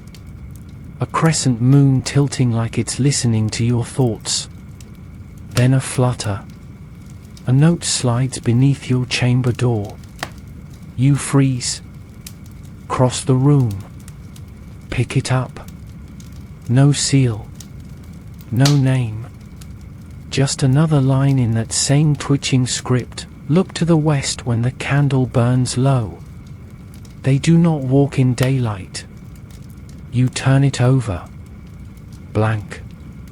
You pace the chamber, rereading it, then check the window, nothing but stone and sky. The hallway, empty. No guards reported movement. No one saw the slip beneath your door. And yet it's here. You sit again. Let your hand linger on the hilt of the dagger tucked beneath your chair cushion. Just in case. You decide then to write a letter yourself. Not to any noble or council, but to the commander of your personal guard.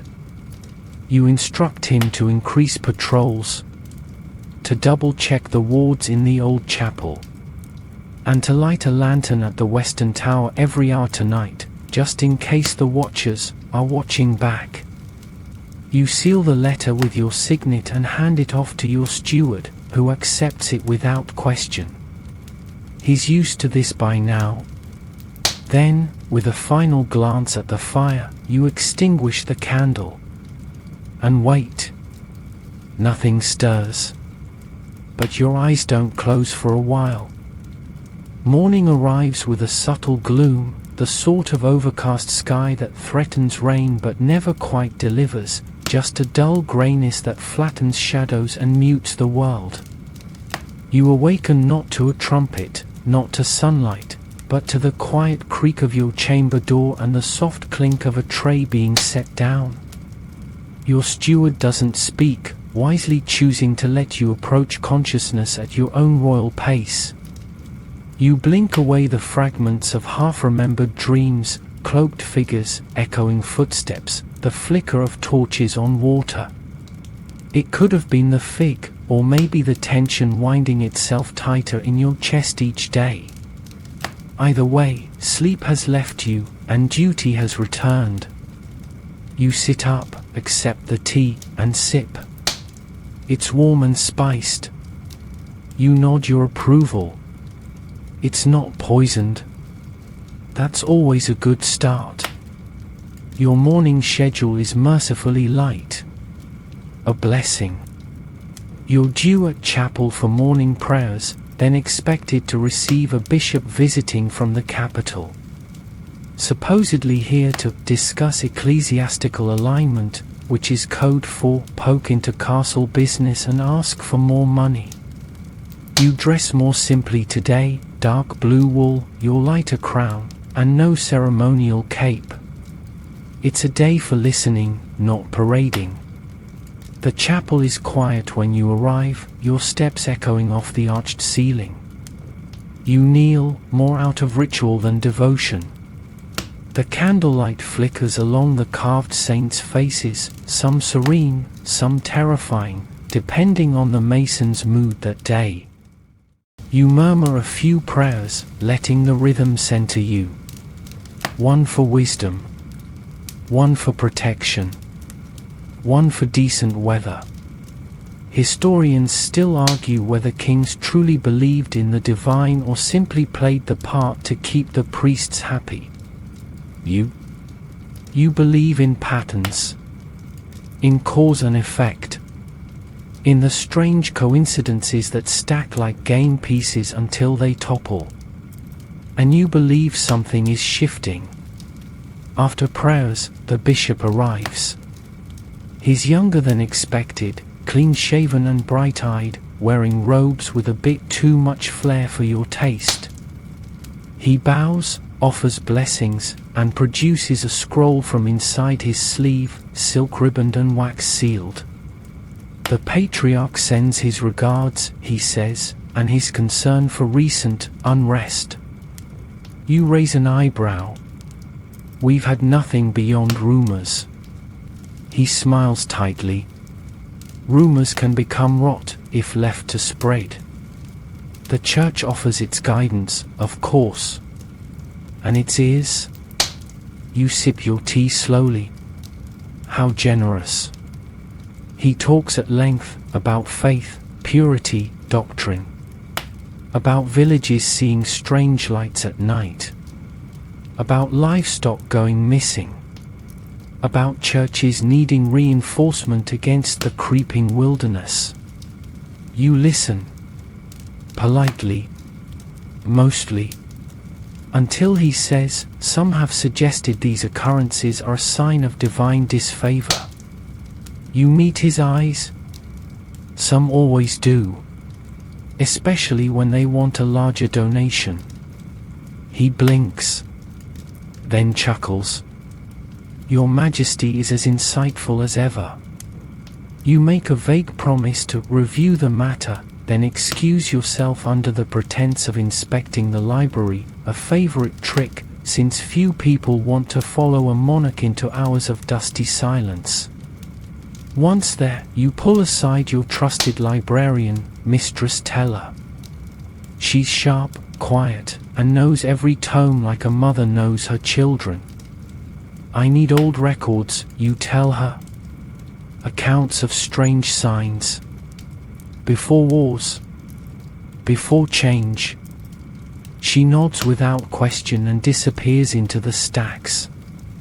You pace while she works, the smell of parchment and leather binding grounding you. The windows here are narrow, the light soft. You could almost believe the world outside has stilled. Teller returns with a bundle of scrolls and an oversized ledger. These three mention dreams in the western woods, she says. This one, odd weather. And this, she places the ledger reverently, details the year of the pale comet.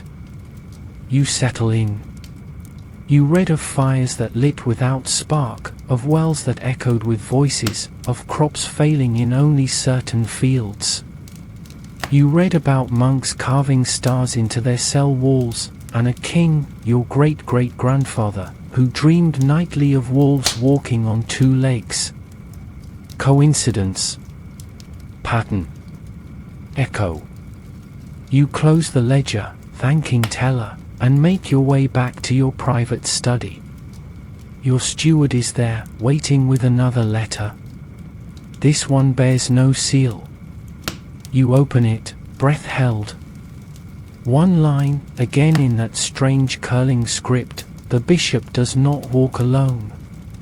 You pause. The implications are many. You read it twice, then glance at the fire. You do not burn this one. Not yet. Later that evening, as the court gathers for music and mead, you attend, but only barely. You smile, drink, listen to another ballad about a knight with questionable fashion sense, and laugh at all the right moments. But your mind is on shadows.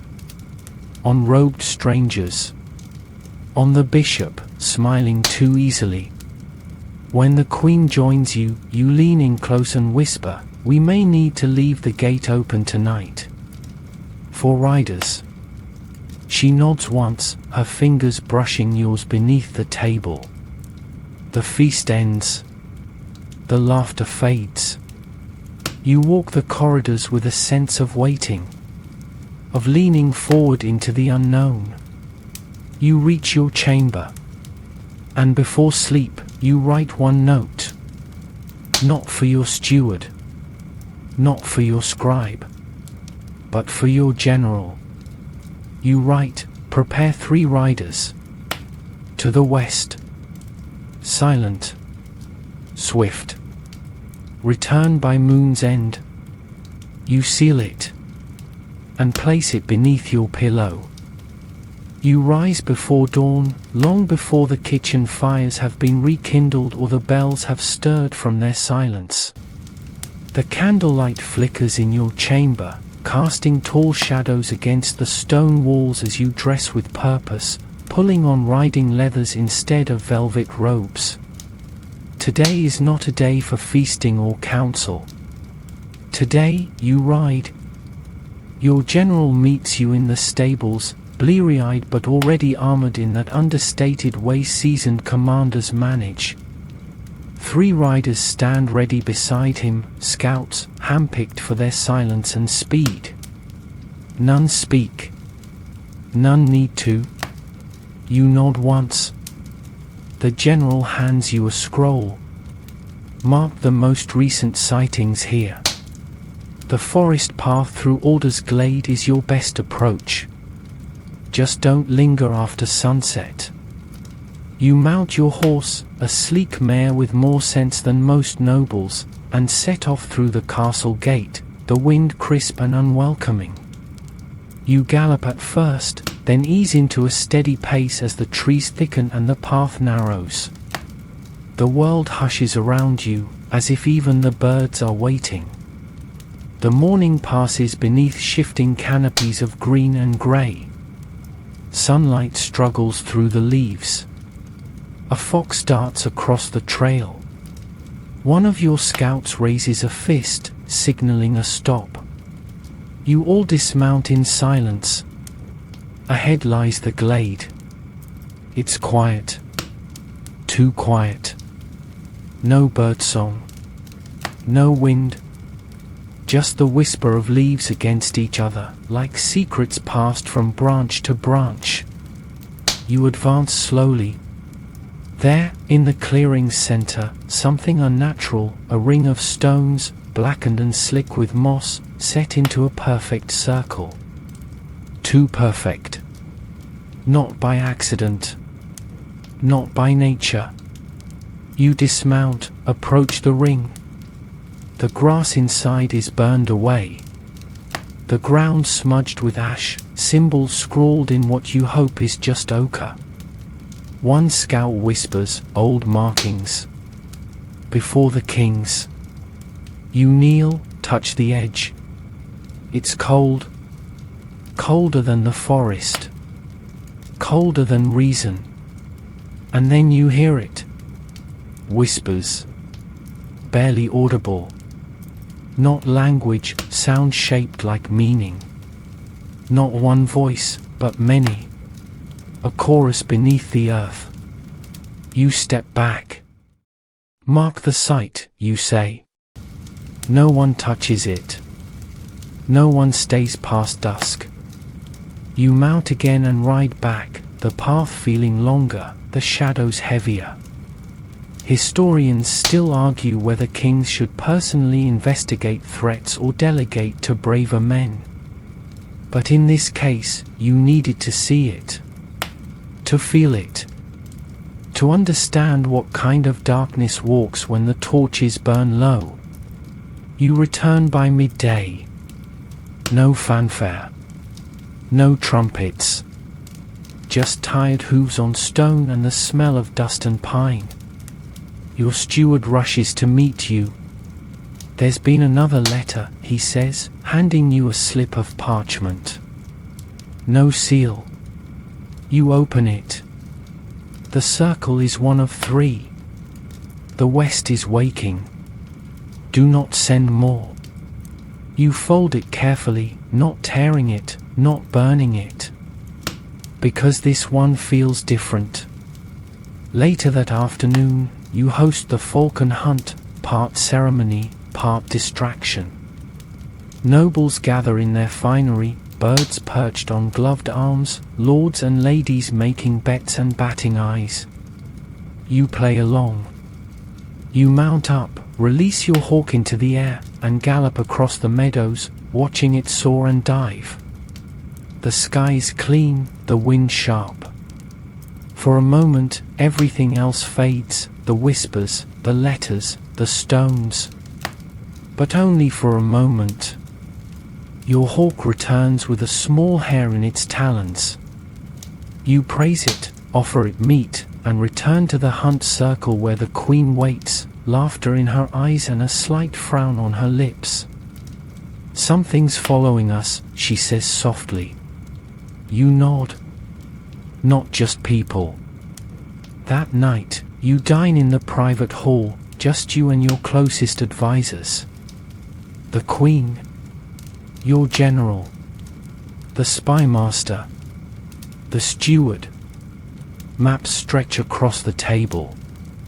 Letters lie in a neat row beside the bread.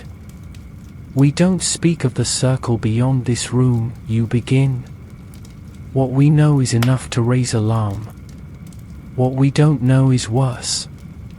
They listen. They nod. No one argues. Not tonight. You make plans. assign watches, establish signals. And quietly, you issue a new command. If another letter comes without a seal, it goes to you. Only you. After supper, you walk the battlements, the sky vast above you, stars crisp and cold. Below, the forest looms. And somewhere beyond it, 2 more circles wait. Your steps echo against the stone as you leave the battlements and descend into the heart of the keep, torchlight bouncing off the damp walls, the flickering shadows following close behind like a loyal hound. The corridors twist with familiarity, but tonight there's a stillness, a tension humming just beneath the usual quiet. You feel it in your bones. Back in your chambers, the fire is low and the candles have burned down to stubby wax ghosts. But there's no sleep yet. Not with the spymaster waiting in your study with news of a more domestic variety. He rises when you enter, bows slightly, and hands you a sealed note. This one did not come through official channels, sire. You break the wax. Read. Then sigh. A knight, one of your trusted household, has been seen sneaking through the servants' quarters. More than once. Often late. Often followed shortly thereafter by a maid who returns looking far too pleased with herself. Castle intrigue. Of course. You set the letter down and glance at your spymaster. What do we know? Nothing criminal, he replies. But she is the niece of Lord Terran. You rub your temple. Of course she is. Lord Terran is many things, proud, powerful, and deeply convinced that his family's honor rests entirely in how his nieces behave while folding laundry. You gesture for the spymaster to sit. Keep an eye on it, you say. No punishment. Yet. But if it becomes a scandal, I want to control the script. He nods and fades back into the shadows from whence he came, probably to listen at someone's fireplace or rifle through chamber pots. Historians often claim medieval courts were dens of intrigue, betrayal, and romance. You'd argue that's optimistic. It's more like a never-ending dinner party where everyone's secretly fighting over the inheritance. You stand, stretch, and step out once more into the corridor. This time not toward your bed, but toward the library annex. A quieter room. A place you sometimes go to think. The Queen finds you there, sometime later, a book open on your lap and a mug of mead cooling beside your elbow. You're avoiding the scandal, she says, settling into the chair opposite. Which one, you ask? The ghost letters, the stone circles, or the night with the wandering heart? She smirks. All of the above. The two of you sit in companionable silence. Eventually, she speaks again. I had a dream last night. There was fog. And a road lined with antlers. You turn to her, something tight forming behind your ribs. Go on. There were no people. Just voices. Like echoes. Saying names in the wrong order. You stare at her, the words from the whispering letter echoing in your ears. The crown is watched by more than men. You lean forward, voice low. We ride again in 2 days. To the north. I want to see the second circle for myself. She nods. I'll ride with you. You should protest. Tell her it's unsafe. That a queen doesn't chase rumors into the wild. But you don't. Because you've seen the way she holds a sword. And because if you're walking into something ancient, something breathing beneath the roots of the kingdom, you want her beside you. Later that night, back in your chamber, you pass the time by reading over reports. One, from a merchant caravan, describes travelers vanishing on the road near Hollow's Cradle. Another notes a sudden bloom of red lilies in a field where no flowers have ever grown. And then, another letter. No seal. You saw the circle, but you missed the door. You don't burn it. You place it beneath your pillow. The Queen says nothing when she enters, only climbs into the bed beside you and lies still. You take her hand beneath the sheets. Her fingers are cool, grounding. You both fall asleep slowly, with the fire dwindling and the wind outside howling just slightly off-key.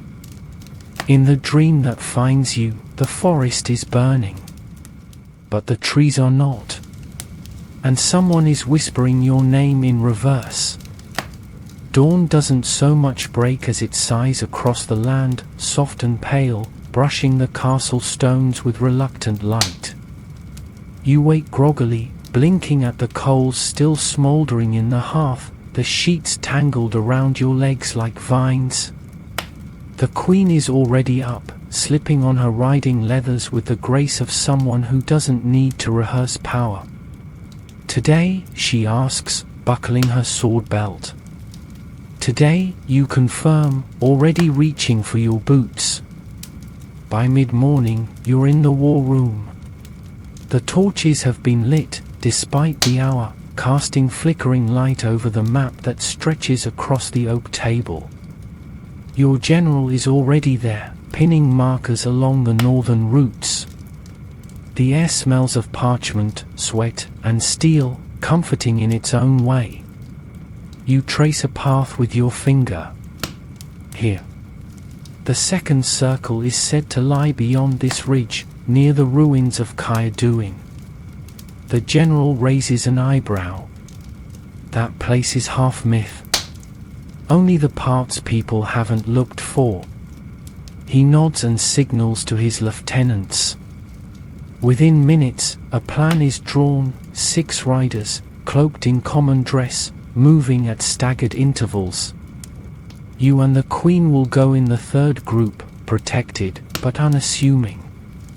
The rest will create the illusion of random movement.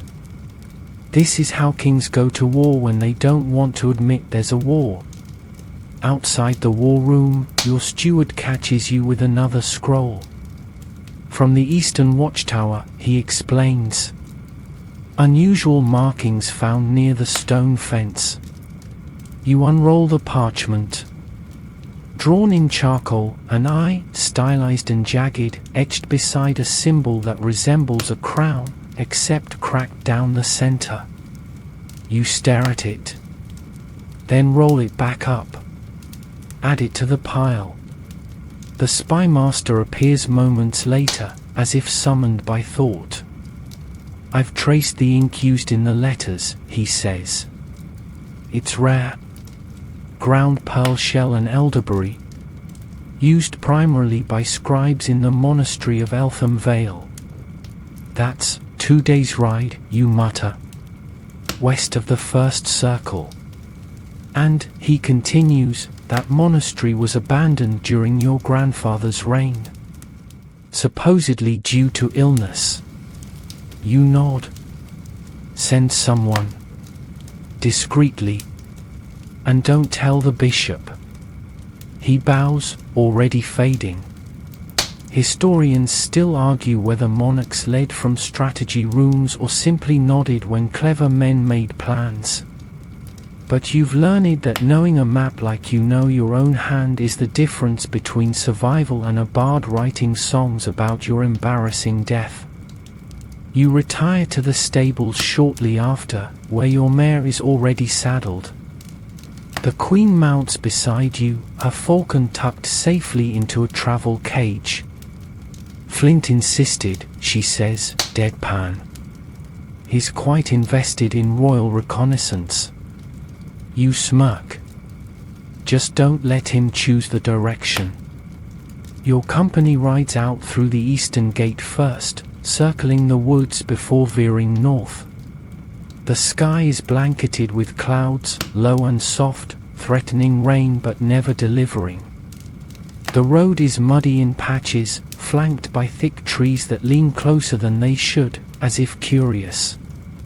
Hours pass with the rhythm of hoofbeats and whispered conversation. The scouts relay that no one's followed, not visibly, at least.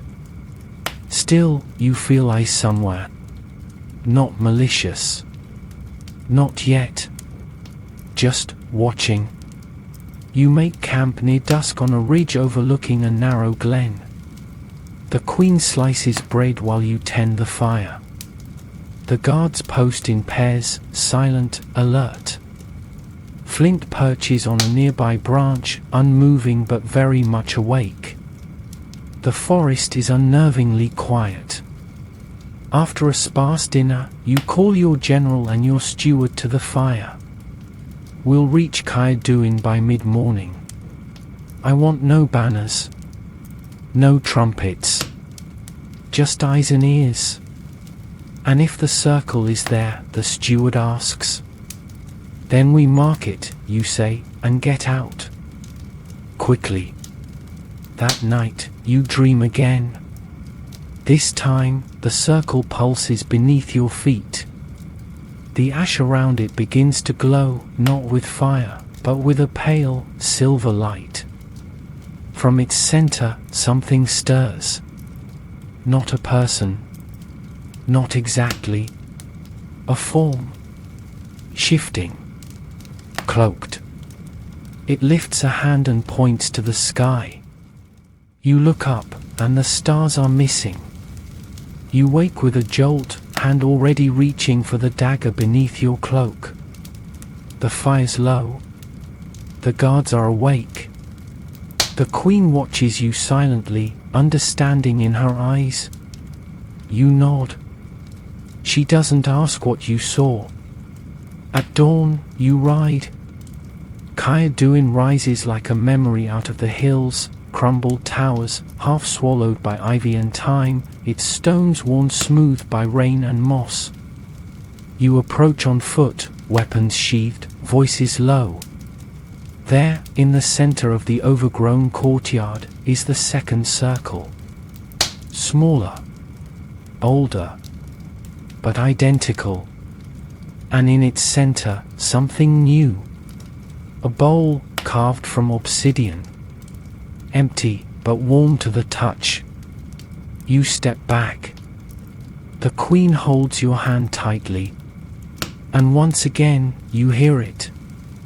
A voice, not in your ears, but beneath your ribs. 3 stones. 3 wounds. 3 kings. You swallow. Because there's only one of you. And 2 more circles still wait. You don't speak until the forest has swallowed the ruins behind you and the birdsong cautiously returns, as if nature itself held its breath around Kaiduin. The queen rides beside you in silence, her eyes fixed forward, her lips set in a line that says she's seen enough for one morning. You understand. The second circle wasn't just a relic. It was a message, left behind or left waiting. You're no longer sure which is worse. Your company takes a longer path back, one less likely to be shadowed or watched, though with everything you've seen, you're starting to question whether mere trees can stop what's listening. The ride is quiet. Even the horses seem to sense the tension, hooves crunching softly over damp earth, ears twitching. It's late afternoon when the castle gates come into view again, a familiar silhouette etched against the low, grey sky.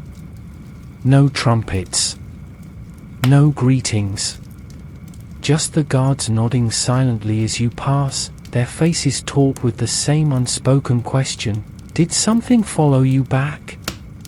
You dismount slowly, handing your reins to the stable hand, who flinches when Flint screeches without warning from the queen's shoulder.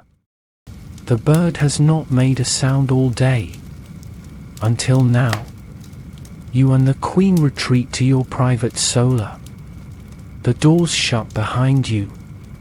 Finally, you speak. It's the same shape. Same burn patterns. But the bowl, obsidian, she says. Volcanic. There's nothing like that in our region. You nod. Which means it was brought there. Recently. You pour wine, neither of you speaking for a moment. Then she says, softly, it's not just ritual. It's summoning. You let that hang in the air. There's a word you've both avoided. A word priests pretend isn't in their books. Magic. Real magic. Not herbs and charms. Not fortune tellers or love potions whispered in kitchens. But the old kind. The kind buried beneath kingdoms. The kind people build circles around. That evening, your war room is full again. Maps. Reports. Silence. The steward speaks first. A scout reports smoke to the northwest, just beyond Hollow's cradle. No signs of settlement. No caravans expected. The ground is marshland. You mark the location. Send a rider to observe from the ridge. No contact. No approach. Your general sets down a scroll. Our border patrol in the south detained 2 riders yesterday. No banners, foreign accents, traveling light. They claimed to be traders. But neither carried goods. One had a dagger with odd markings. You read the report. The markings resemble the ones burned into the circle. The spymaster adds, that symbol, 3 crowns within an eye, it predates our current banners by centuries. It's been found on ruins and tombs, always in places where battles never quite ended. Your queen looks at the general. And if they're not traders, then they're scouts, he says grimly. Or priests. Of something we don't have names for anymore. You spend the rest of the evening drafting orders. Silent preparations. You can't afford panic. Not yet. But you can't afford ignorance either. You issue a new edict, increase the temple patrols.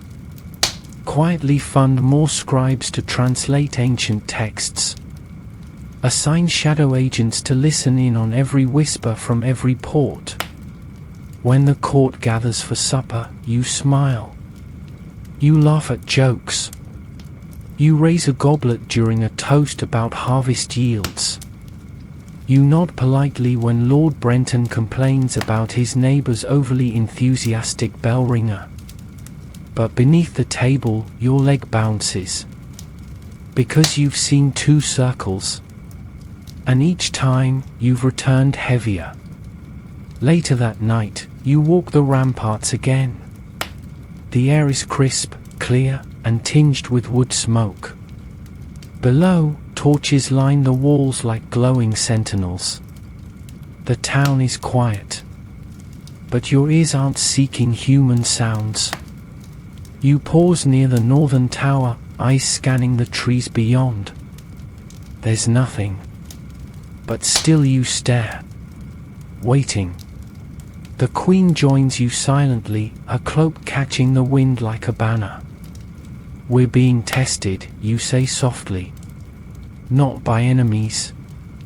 By something older. She nods. And we're not the first. You turn to her. We'll need the historians. The monks. The madmen who talk in riddles. Anyone who remembers what the rest have forgotten. She steps closer. And if what they remember is worse than we can imagine, You look back to the forest. Then we'll face it together. The moon climbs higher. A pale, watchful eye. And somewhere, too far to hear, but close enough to feel, something stirs beneath the earth. The third circle waits. The court doesn't know. Not really. Oh, they suspect things, whispers, unease, the tightened guard rotations and the way your eyes linger too long on the horizon, but they still gather, still dress in silks and furs, still waltz beneath chandeliers like the world isn't shifting under their feet. Tonight, you attend a banquet. Not because you want to, not because you're hungry, but because part of kingship is performance. And tonight's show is titled, Everything is Normal, Please Keep Dancing. You sit at the high table, dressed in midnight blue velvet trimmed with silver. Your crown is lighter this evening, a smaller circlet that makes you feel less like a statue and more like a man trying to remember what peace used to feel like. The queen arrives fashionably late, gliding across the floor in a gown that shimmers like moonlight on a lake. She meets your eyes, gives the faintest nod. She understands the performance. A bard strums a lute. The song is soft, familiar, an old ballad about a knight who falls in love with a star. You remember it from childhood. Back then, it was romantic. Now, it just sounds like longing in a minor key. As the courses arrive, roast duck, spiced apples, soft cheese wrapped in honeyed leaves, you eat sparingly. You don't trust your appetite. Not after seeing what stared up from that obsidian bowl. The nobles toast your health, your victories, your glorious rule. You raise your goblet, smile, and mentally prepare for whatever rumor they'll twist this toast into by morning. Lord Fareham approaches during the second course. Tall, elegant, always wearing too many rings. Your Majesty, he begins, a pleasure, as always. Might I steal a moment of your attention? You gesture to the side. He follows. He leans close, lowering his voice. It's about the Baron of Garth. His men have been seen training in unusual numbers. And he's purchased a great deal of dried meat and iron nails. Not typical for a spring banquet. You nod slowly. Is he moving? Unclear. But he's whispering. And the things he whispers involve claims to ancestral lands. Lands that just happen to border the Western Road. The one near the first circle. You thank Fareham, return to your seat, and signal for your spy master. By dessert, honey tarts and pear wine, you've already written a letter in your mind. Double the watchers near Garth. Discreetly. And no open confrontation. Not until you know what else is seen. The music swells. Dancers sweep across the floor, their gowns spinning, their laughter ringing like bells in a windstorm. You're pulled into a dance by the Duchess of Marwyn, a sharp-witted woman who's outlived 3 husbands and hasn't stopped smiling since. She twirls expertly. Majesty, she murmurs mid-spin, this court pretends well. But the air smells of storm. You raise an eyebrow. I wasn't aware you were a weather reader. Oh no, she replies with a wink. But I've survived enough storms to know when the birds go quiet. She steps back, bows gracefully, and disappears into the crowd, leaving you with that thought. The birds have gone quiet. Literally. This morning, your falconer reported that 3 birds refused to fly. One attempted, then returned almost immediately, wings trembling. You exit the ballroom early, nodding to the Queen, who follows moments later. Back in your chambers, you strip away the velvet, pull on simple clothes, and sit at your desk. There's another letter waiting. No seal. Of course. This one is longer. The third circle is beneath, not beyond. The well hides what was meant to sleep. The crown cracks when the ground speaks. The past knocks softly before it opens the door. You exhale slowly. The well. The one in your own castle. The one you visited weeks ago. Joking about pebbles. Whispering echoes. It's not just a relic. It's a door. You stare at the parchment, the words still pulsing in your mind. Beneath, not beyond. You send for your steward. Quietly. Instruct him to prepare a torchlit descent into the well at first light. No guards. No fanfare. Just you, the Queen, and one trusted aide. He nods. Doesn't ask questions. By the time you return to bed, the Queen is already there, propped on one elbow, eyes sharp. You read something, she says. You nod. The third circle isn't out there. It's here. She's silent for a beat. Then, we always joked the castle had secrets. Let's hope they're the kind that don't bite. You lie down, staring at the ceiling. Somewhere below, through stone and darkness, something waits. The final piece. The last circle. And you're beginning to understand what's being summoned. Not just power, but memory. And memory never dies quietly. Dawn spills across the castle like a slow revelation, light slipping over rooftops, pooling in courtyards, and finally pressing through the narrow window of your chamber. You're already awake, sitting at the edge of your bed, lacing your boots like a soldier rather than a king. Beside you, the Queen tightens her belt, buckles her cloak, and nods toward the door. Let's find our ghost, she says softly. You descend through the castle with only your steward for company. He carries 2 lanterns, their flames flickering nervously as if they too would prefer not to go where you're going. The guards at the well tower have been quietly dismissed. The air here is colder. Still. As though the stones themselves are holding their breath. The well looms in the center of the chamber, a circle of moss-covered stone, rope dangling into blackness, bucket long gone.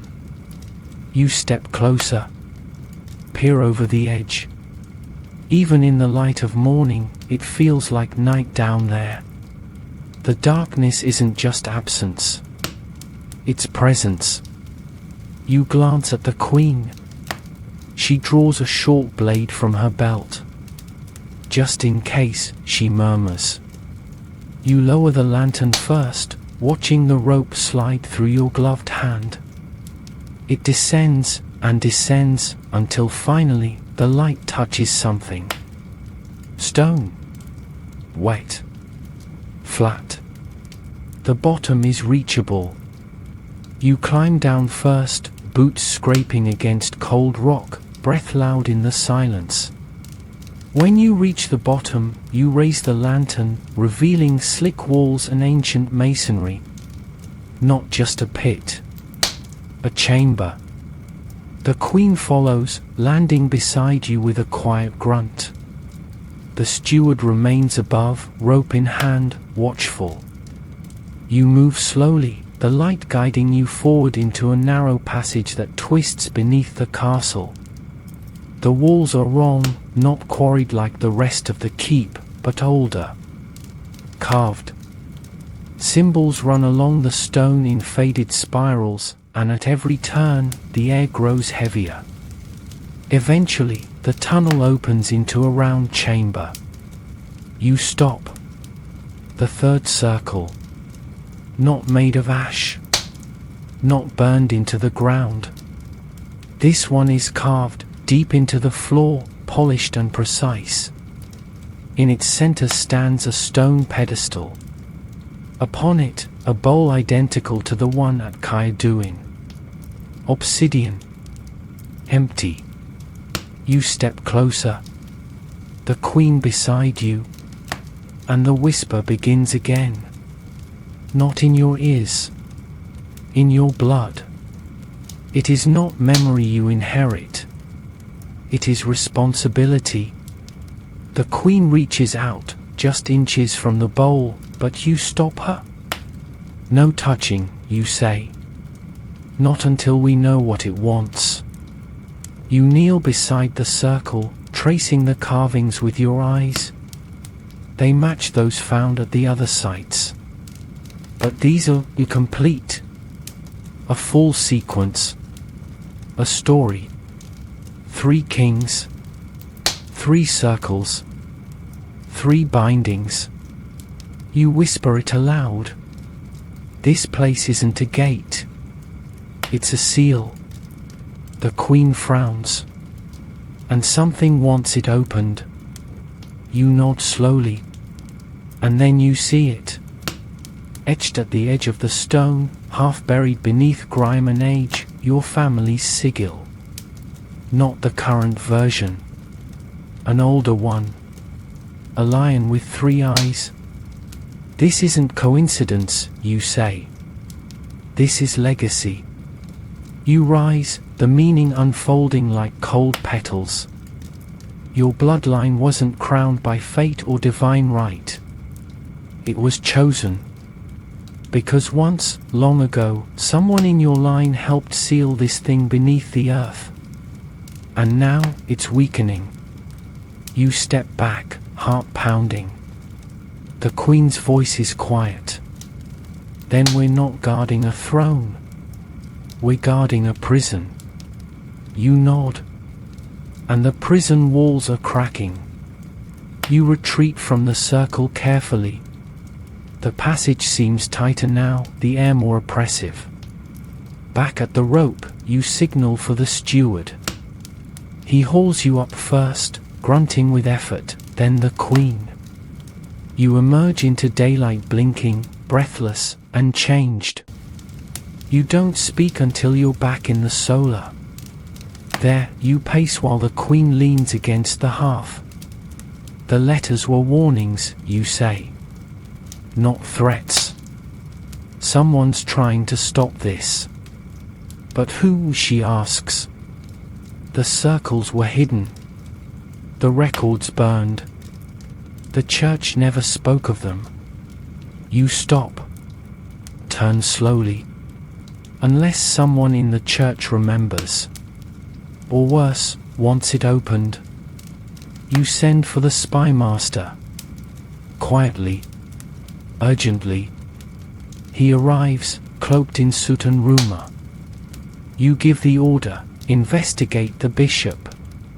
Not the one from the capital. The old one. The one who retired years ago and retreated to the southern cloisters. If anyone has old records, it's him. And if anyone knows who broke the first seal, it's time they started talking. That evening, you climb the western tower. Alone. You stand at the top, wind whipping your cloak, the sky bruised with twilight. Below, your kingdom carries on. Fires flicker in hearths. Children chase geese. Merchants argue over flower prices. And beneath it all, a circle waits. You close your eyes. The memory of the pedestal still vivid. Of the sigil. Of the voice. You understand now. This isn't a curse. It's a responsibility. And you are not ready. But you are willing. Sleep doesn't come easily, and when it does, it's full of images you'd rather not name, eyes that never blink, staircases that spiral forever downward, and a voice that speaks in the cadence of thunder yet whispers like water trickling through your veins. You wake before dawn, drenched in sweat, your mind still tangled in dream logic and shadows. The Queen sleeps beside you, one hand curled around the edge of the sheet like it's a blade.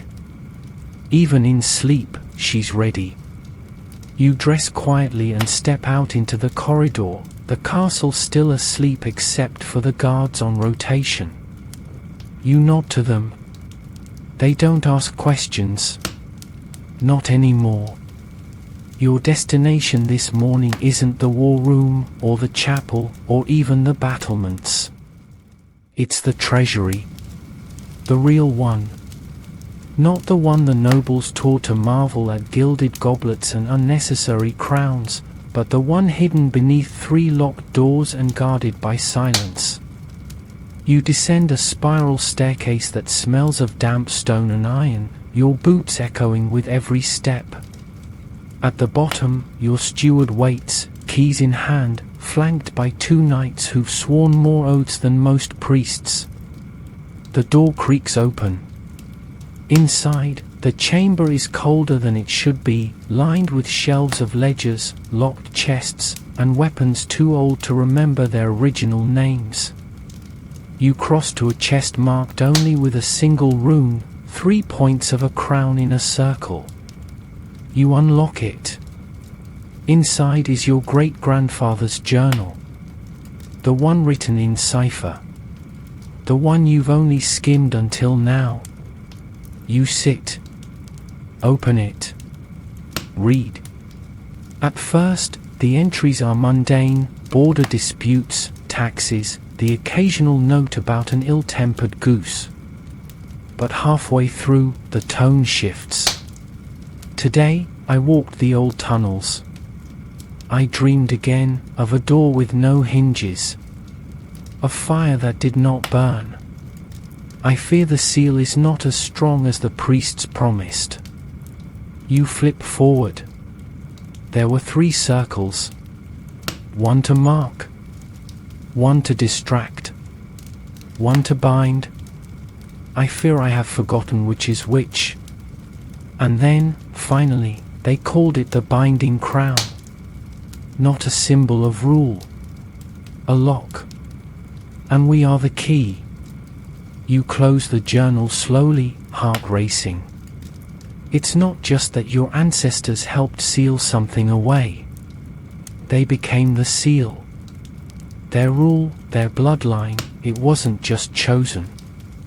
It was required. Above, the bell tower tolls 6 chimes. Time to face the court. You return above ground, the morning air feeling thinner now.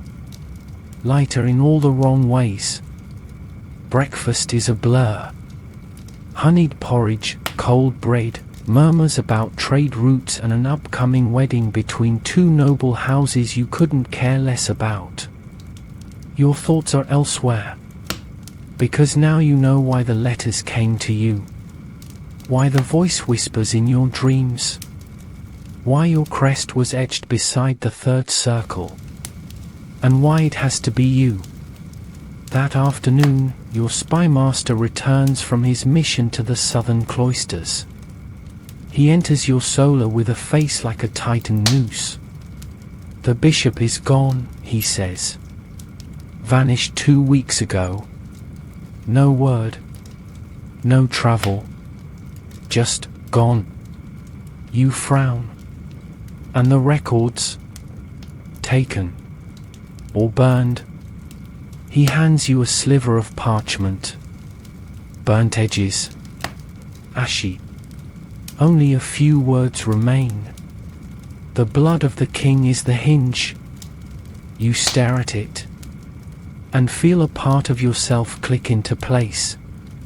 This isn't about rule. It's about sacrifice. Later, in the great hall, the queen watches you closely. You know she sees it too. The pieces aligning. The story resolving into its final shape.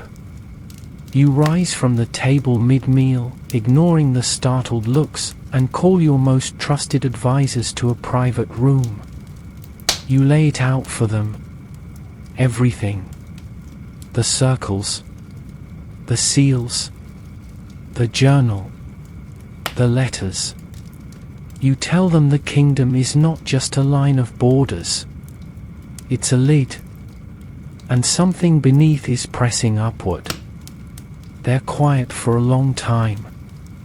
Then the general speaks. What do we do? You look out the window, beyond the castle, to the forest that hides your legacy. We find the final piece, you say. And we decide what kind of kings we want to be. That night, the queen finds you again on the balcony. Tomorrow, she asks. Tomorrow, you say. We open the last door. She takes your hand. Below, the wind picks up. And somewhere, deep in the earth, something listens. You ride at dawn. Not with a parade or a procession, but in silence, cloaked in simple wool, a sword at your side and the weight of 1,000 years pressing between your shoulder blades. The queen rides beside you. Behind, only three, your steward, the spy master, and a mute scout whose name no one remembers, but who's seen more than most are willing to say aloud. The castle fades behind you as you ride through the lower gate. The guards nod but don't ask questions. They know the look on your face now. They've seen it before, on statues and old tapestries, the face of a king riding towards something final. Your destination is a grove north of the castle, one marked on no official map, but traced carefully in the back of your great-grandfather's journal. The ink had smudged. The writing was rushed. But the message was clear. Here lies the fourth binding. Not a circle. A seal. A choice. The wind whispers through the trees as you approach, and the horses begin to shy. The scout dismounts first, silent, hand pressed to the ground. There's something below, he says softly. You tie off the horses, descend into the undergrowth, and push aside the branches covering the entrance. It's not a door. Not even a cave. It's a spiral staircase, carved into the earth itself. You descend. Each step deeper muffles the sound of the world above. The torch in your hand flickers with each breath. The stone underfoot is old, not just in age, but in feeling. Like it was made before men had words for years. Eventually, you reach a chamber. Circular. Smooth. And in the center, a throne.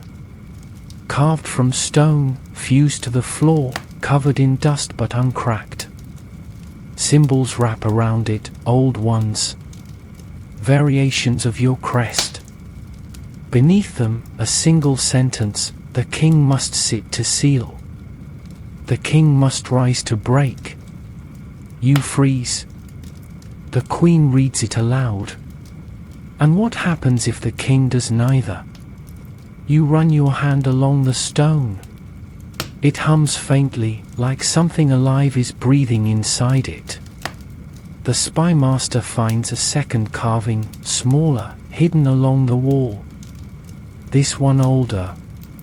Sharper. 3 kings held the crown. One must give it. The queen exhales slowly. It's not just metaphor. You nod. The bloodline isn't symbolic. It's literal. My family has sat the throne for generations not because of law or lineage, but because we're the cork in a very old bottle. Your steward murmurs, "So what now?" You look at the throne. Then down at your hands. You feel it, the hum. The way the room seems to know you. The way the symbols flicker slightly in the torchlight, like they're waking up. You sit. The throne is cold at first. Then it burns. Not fire, not pain, but memory. You see the first king, your ancestor, kneeling beside the same stone, eyes red with sleeplessness, his hand resting on the same symbols. You see the circle being carved, the obsidian brought by men who wore no crests. You hear their voices, deep, ancient, not human. You see the creature. Only glimpses. Too many limbs. Eyes like stars. Teeth like music. Then the stone. The seal. The cost. Your ancestor gave part of himself to hold it shut. And every generation after did the same. Memory passed down not through story, but blood. You jerk upright, gasping. The throne is still beneath you.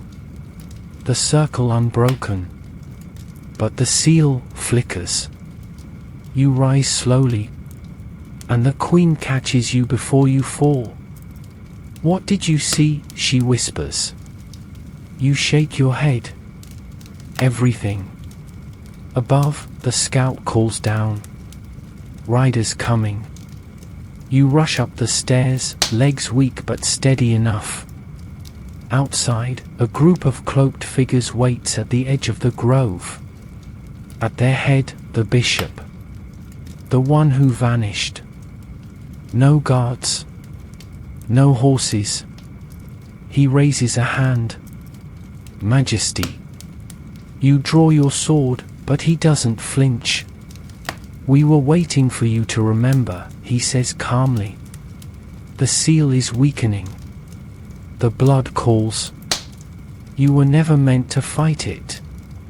The queen steps forward. "Then what were we meant to do?" The bishop smiles. "Finish what was begun. Open the seal. Become what you were meant to be." You lower your sword. "You want the creature freed." "We want the world reshaped," he replies. "The thing beneath is not a monster. It is memory, truth, power, and the crown is the key." You stare at him. And then, with a calm you don't feel, you say, "No." The bishop frowns. "You cannot stop it. The line is breaking. Then I'll rebuild it." He takes a step forward. You take one back. Your steward throws something, ash from the second circle. It hits the ground, and the bishop hisses. His followers recoil. Just for a moment. Long enough. You mount your horse. The queen beside you. "We seal it again," you say. "And then what?" she asks. "Then we find the others who still remember. And we make sure this never happens again." Behind you, the bishop calls out one final word, "Soon." You ride. Not toward safety, but toward the truth. The castle greets your return not with trumpets or banners, but with wary eyes and whispered glances. By now, word has spread of the vanished bishop, of cloaked figures at the grove, of the king who left before dawn and came back looking like he'd seen the inside of the world. You don't speak to the nobles when you ride through the gates. You don't need to. They step aside like trees in a windstorm, sensing that something's shifted. That something ancient now walks beside their monarch, cloaked not in velvet, but in memory. You dismount slowly. Your legs ache. Your heart even more so. Your steward is already organizing the next steps, securing the well chamber, redoubling the watch, sending coded messages to trusted allies in the north and south. There's no longer time for caution. You retreat to your private solar. The queen joins you. You close the door. Then you speak. We can't protect this alone. She nods. I've sent word to the abbot of Grey Lane. He's old, and he remembers things he's not supposed to. You sit heavily in the carved chair near the hearth, rubbing your temple. The fire crackles softly. There's no peace in it now. Only flickers. The queen watches you.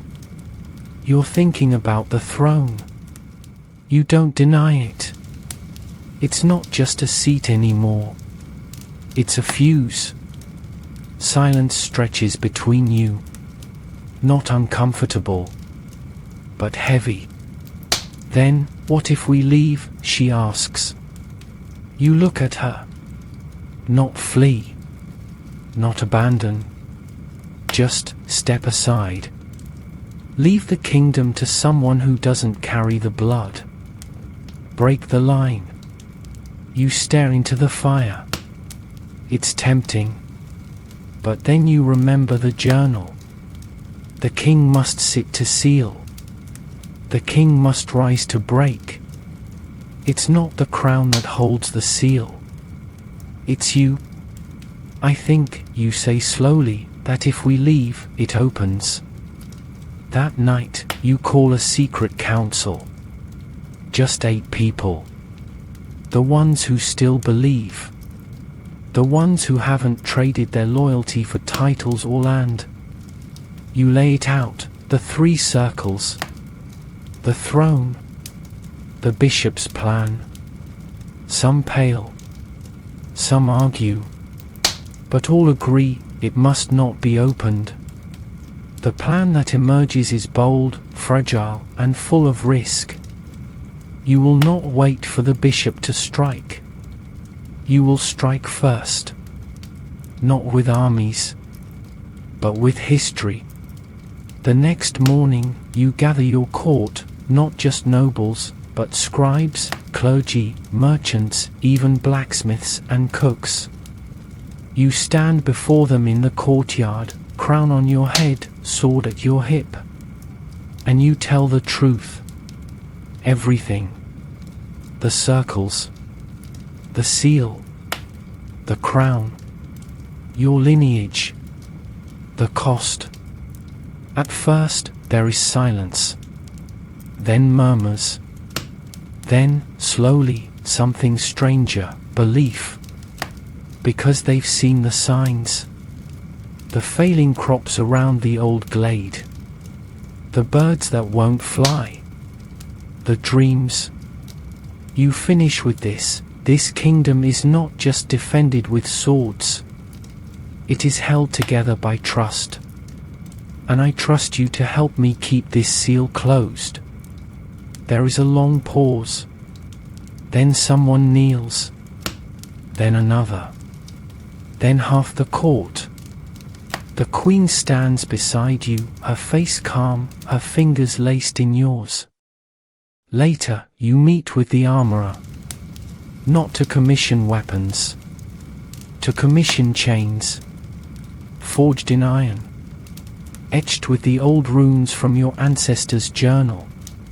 Not to imprison people. To strengthen the well chamber. To bind it further. You send trusted men to the monastery ruins at Eltham Vale to recover any records still hidden. You summon the falconers. Tell them to send messages beyond your borders, to the desert kingdoms, the sea kings, even the old forests of the east. Because if this thing stirs, it stirs everywhere. That evening, you return to the well. Alone. The chamber feels different now. Aware. You sit on the edge. And you speak to it. I am the king. I carry the seal. I do not yield. There is no reply. But the air grows still. The queen finds you there hours later. Sits beside you. You believe it's listening, she asks. Yes. She nods. Then speak louder. The next morning, the bishop sends a message. 3 words. We are coming. You look to the queen and smile. So are we. The war room hums with a different kind of tension now, one not born of border disputes or harvest tallies, but of deeper threads pulling tight across generations. Maps have been pushed aside. Instead, the old parchments line the table, journals, carvings, half-translated scrolls, and diagrams of the 3 circles. At the center sits the throne's ciphered design, etched now in red ink. You pace slowly. 3 kings. 3 bindings, you mutter. 1 breaks, 1 seals, 1 holds. Your general watches silently. He's armed now, always. So are the guards outside your chamber. The castle isn't at war, not openly. But the air carries the thrum of a blade being drawn in the next room. The queen enters, tossing a scroll onto the table. Eltham Vale, she says. They found a vault. Hidden behind the old chapel altar. Dozens of texts. Symbols matching the circles. You unfurl the scroll. The writing is faded, brittle with age, but one passage leaps out in clean, angry script. The seal cannot be fought, only endured. The bloodline binds, but the will must remain. You sink into your chair. It's always been you, but not because of destiny or magic. Because you've stayed. Saturday. Carried it. And now, the bishop wants to unseat you. That night, you hold court. Not in the hall, but in the open courtyard beneath the stars. The torches are lit. The air is sharp and clear. The queen stands beside you, flanked by guards who've sworn loyalty beyond blood. You speak not as a king, but as a man. I will not let this thing rise. But I will not do it alone. The people watch. And then they move. Villagers volunteer to reinforce the tunnels. Blacksmiths hammer runes into the new chain links. Nobles donate their vault silver for protection wards. Even the court's children offer help, one boy pressing a carved wooden lion into your palm. For luck, he says. The queen watches it all unfold with a quiet pride. Later, as you stand together atop the castle walls, watching torchlines ripple across the courtyard, she speaks. You've made something stronger than stone. You nod. Let's hope it holds. The next day, scouts return. The bishop's followers are moving. South through the lowlands. No army, just cloaked pilgrims. But their pace is steady. And they chant. 3 words, repeated like a song. The king must break. You don't flinch when you hear it. Instead, you ride to the monastery ruins. Not to fight, but to find. The chapel lies in ruins. The vault beneath is still being cleared, but one find stands out, a mask. Iron. Shaped like a crown with no bottom. Not meant to be worn. Meant to be placed over something. A stone? A throne? You bring it back with you, placing it in the war room. Every advisor stares at it, silent. Because it doesn't look like a crown. It looks like a lid. That night, you can't sleep. You walk the halls alone. Not in fear. In readiness. And when you pass the well chamber, you stop. Descend the stairs. stand before the circle, and whisper, "You are not free. You are not forgotten. And I am still here." The stone hums, not louder, just more certain. You return to your chamber before dawn. The queen is already awake, watching the horizon. "They're 2 days away," she says. You nod. "Let's greet them properly." The next morning, you address the entire castle, standing on the walls as the people fill the courtyard below. Nobles, knights, merchants, servants, all gathered beneath the early sun. "We don't fight to conquer," you say. "We fight to remember." And they cheer. Not wildly, but like a people who understand that some things are bigger than battles. Then you give the final order. When they arrive, do not fire arrows. Do not charge. The general looks at you, confused. "Majesty?" You look out over your people, then down at your own hands. They want to see the crown fall. We show them it still stands. That afternoon, you visit the smithy. Request one more item. A blade. Old metal. Marked not for war, but for sealing. The queen stands beside you as you take the blade, wrap it, and carry it to the throne room. You sit. One last time. Not because you must, but because you choose to. The sky bruises with dusk as the cloaked figures reach the outer hills, silent and slow like a tide pulled by ancient moons. No banners. No horns. Just the soft hush of robes dragging across dirt and stone. The bishop walks at their head, his face shrouded, his staff carved with symbols that twist like smoke when stared at too long. From the castle walls, you watch their approach with calm you don't quite feel.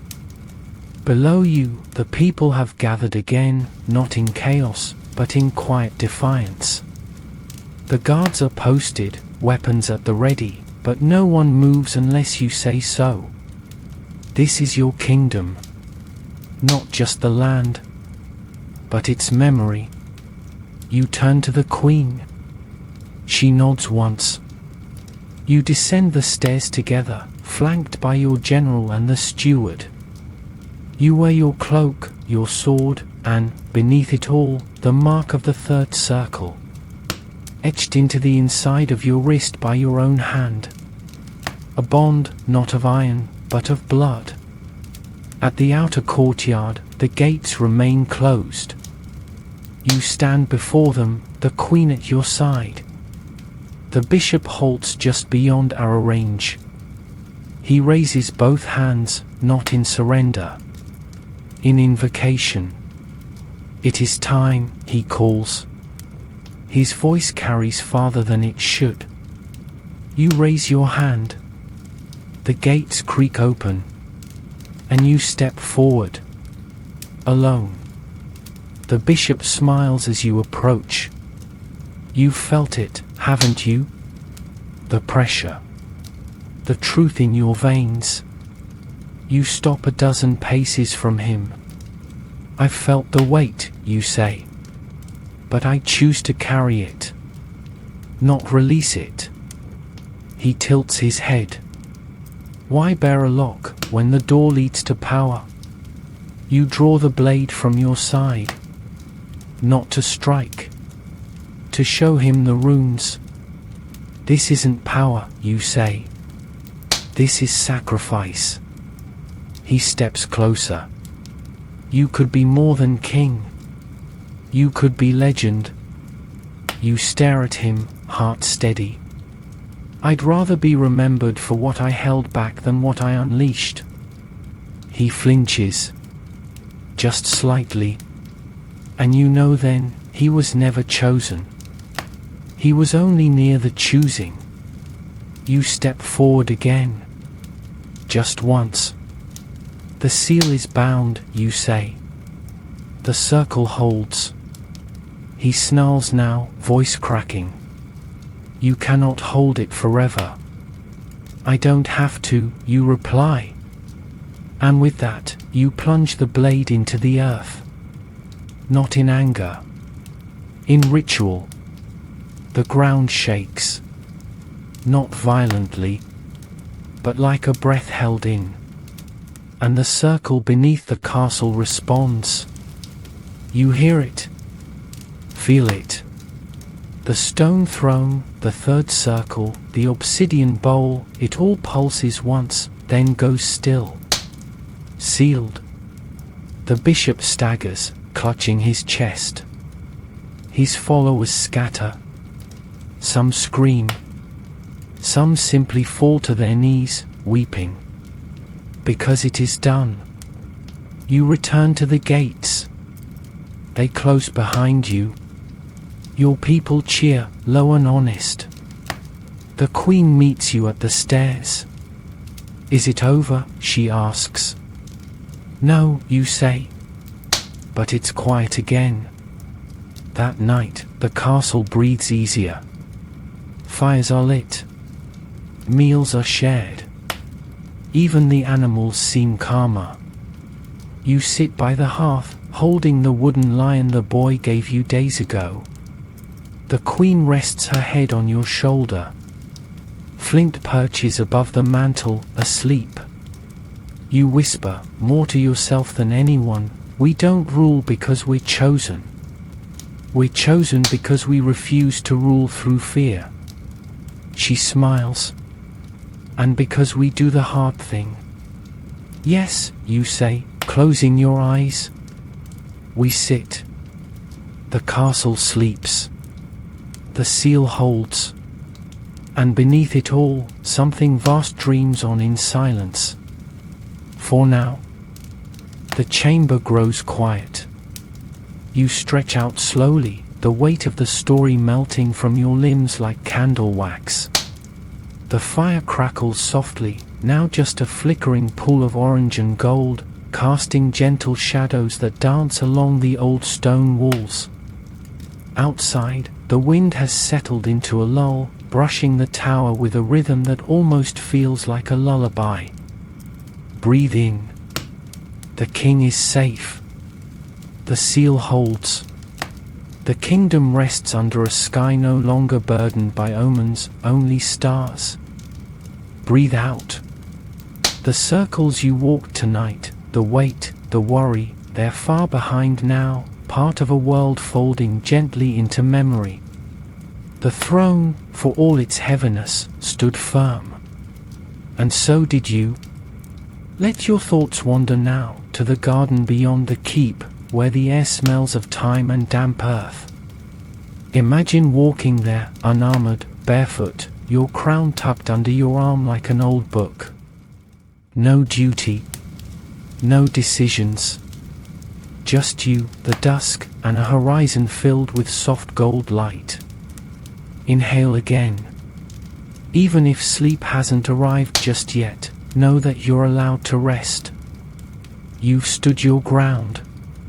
You've borne the weight. You've chosen to be still. And in doing so, you've kept the world turning. So lie back now. Let the night take over. Let the story settle into your bones like a remembered lullaby. Because for now, just now, it's okay to sleep. The castle is quiet. And the king dreams.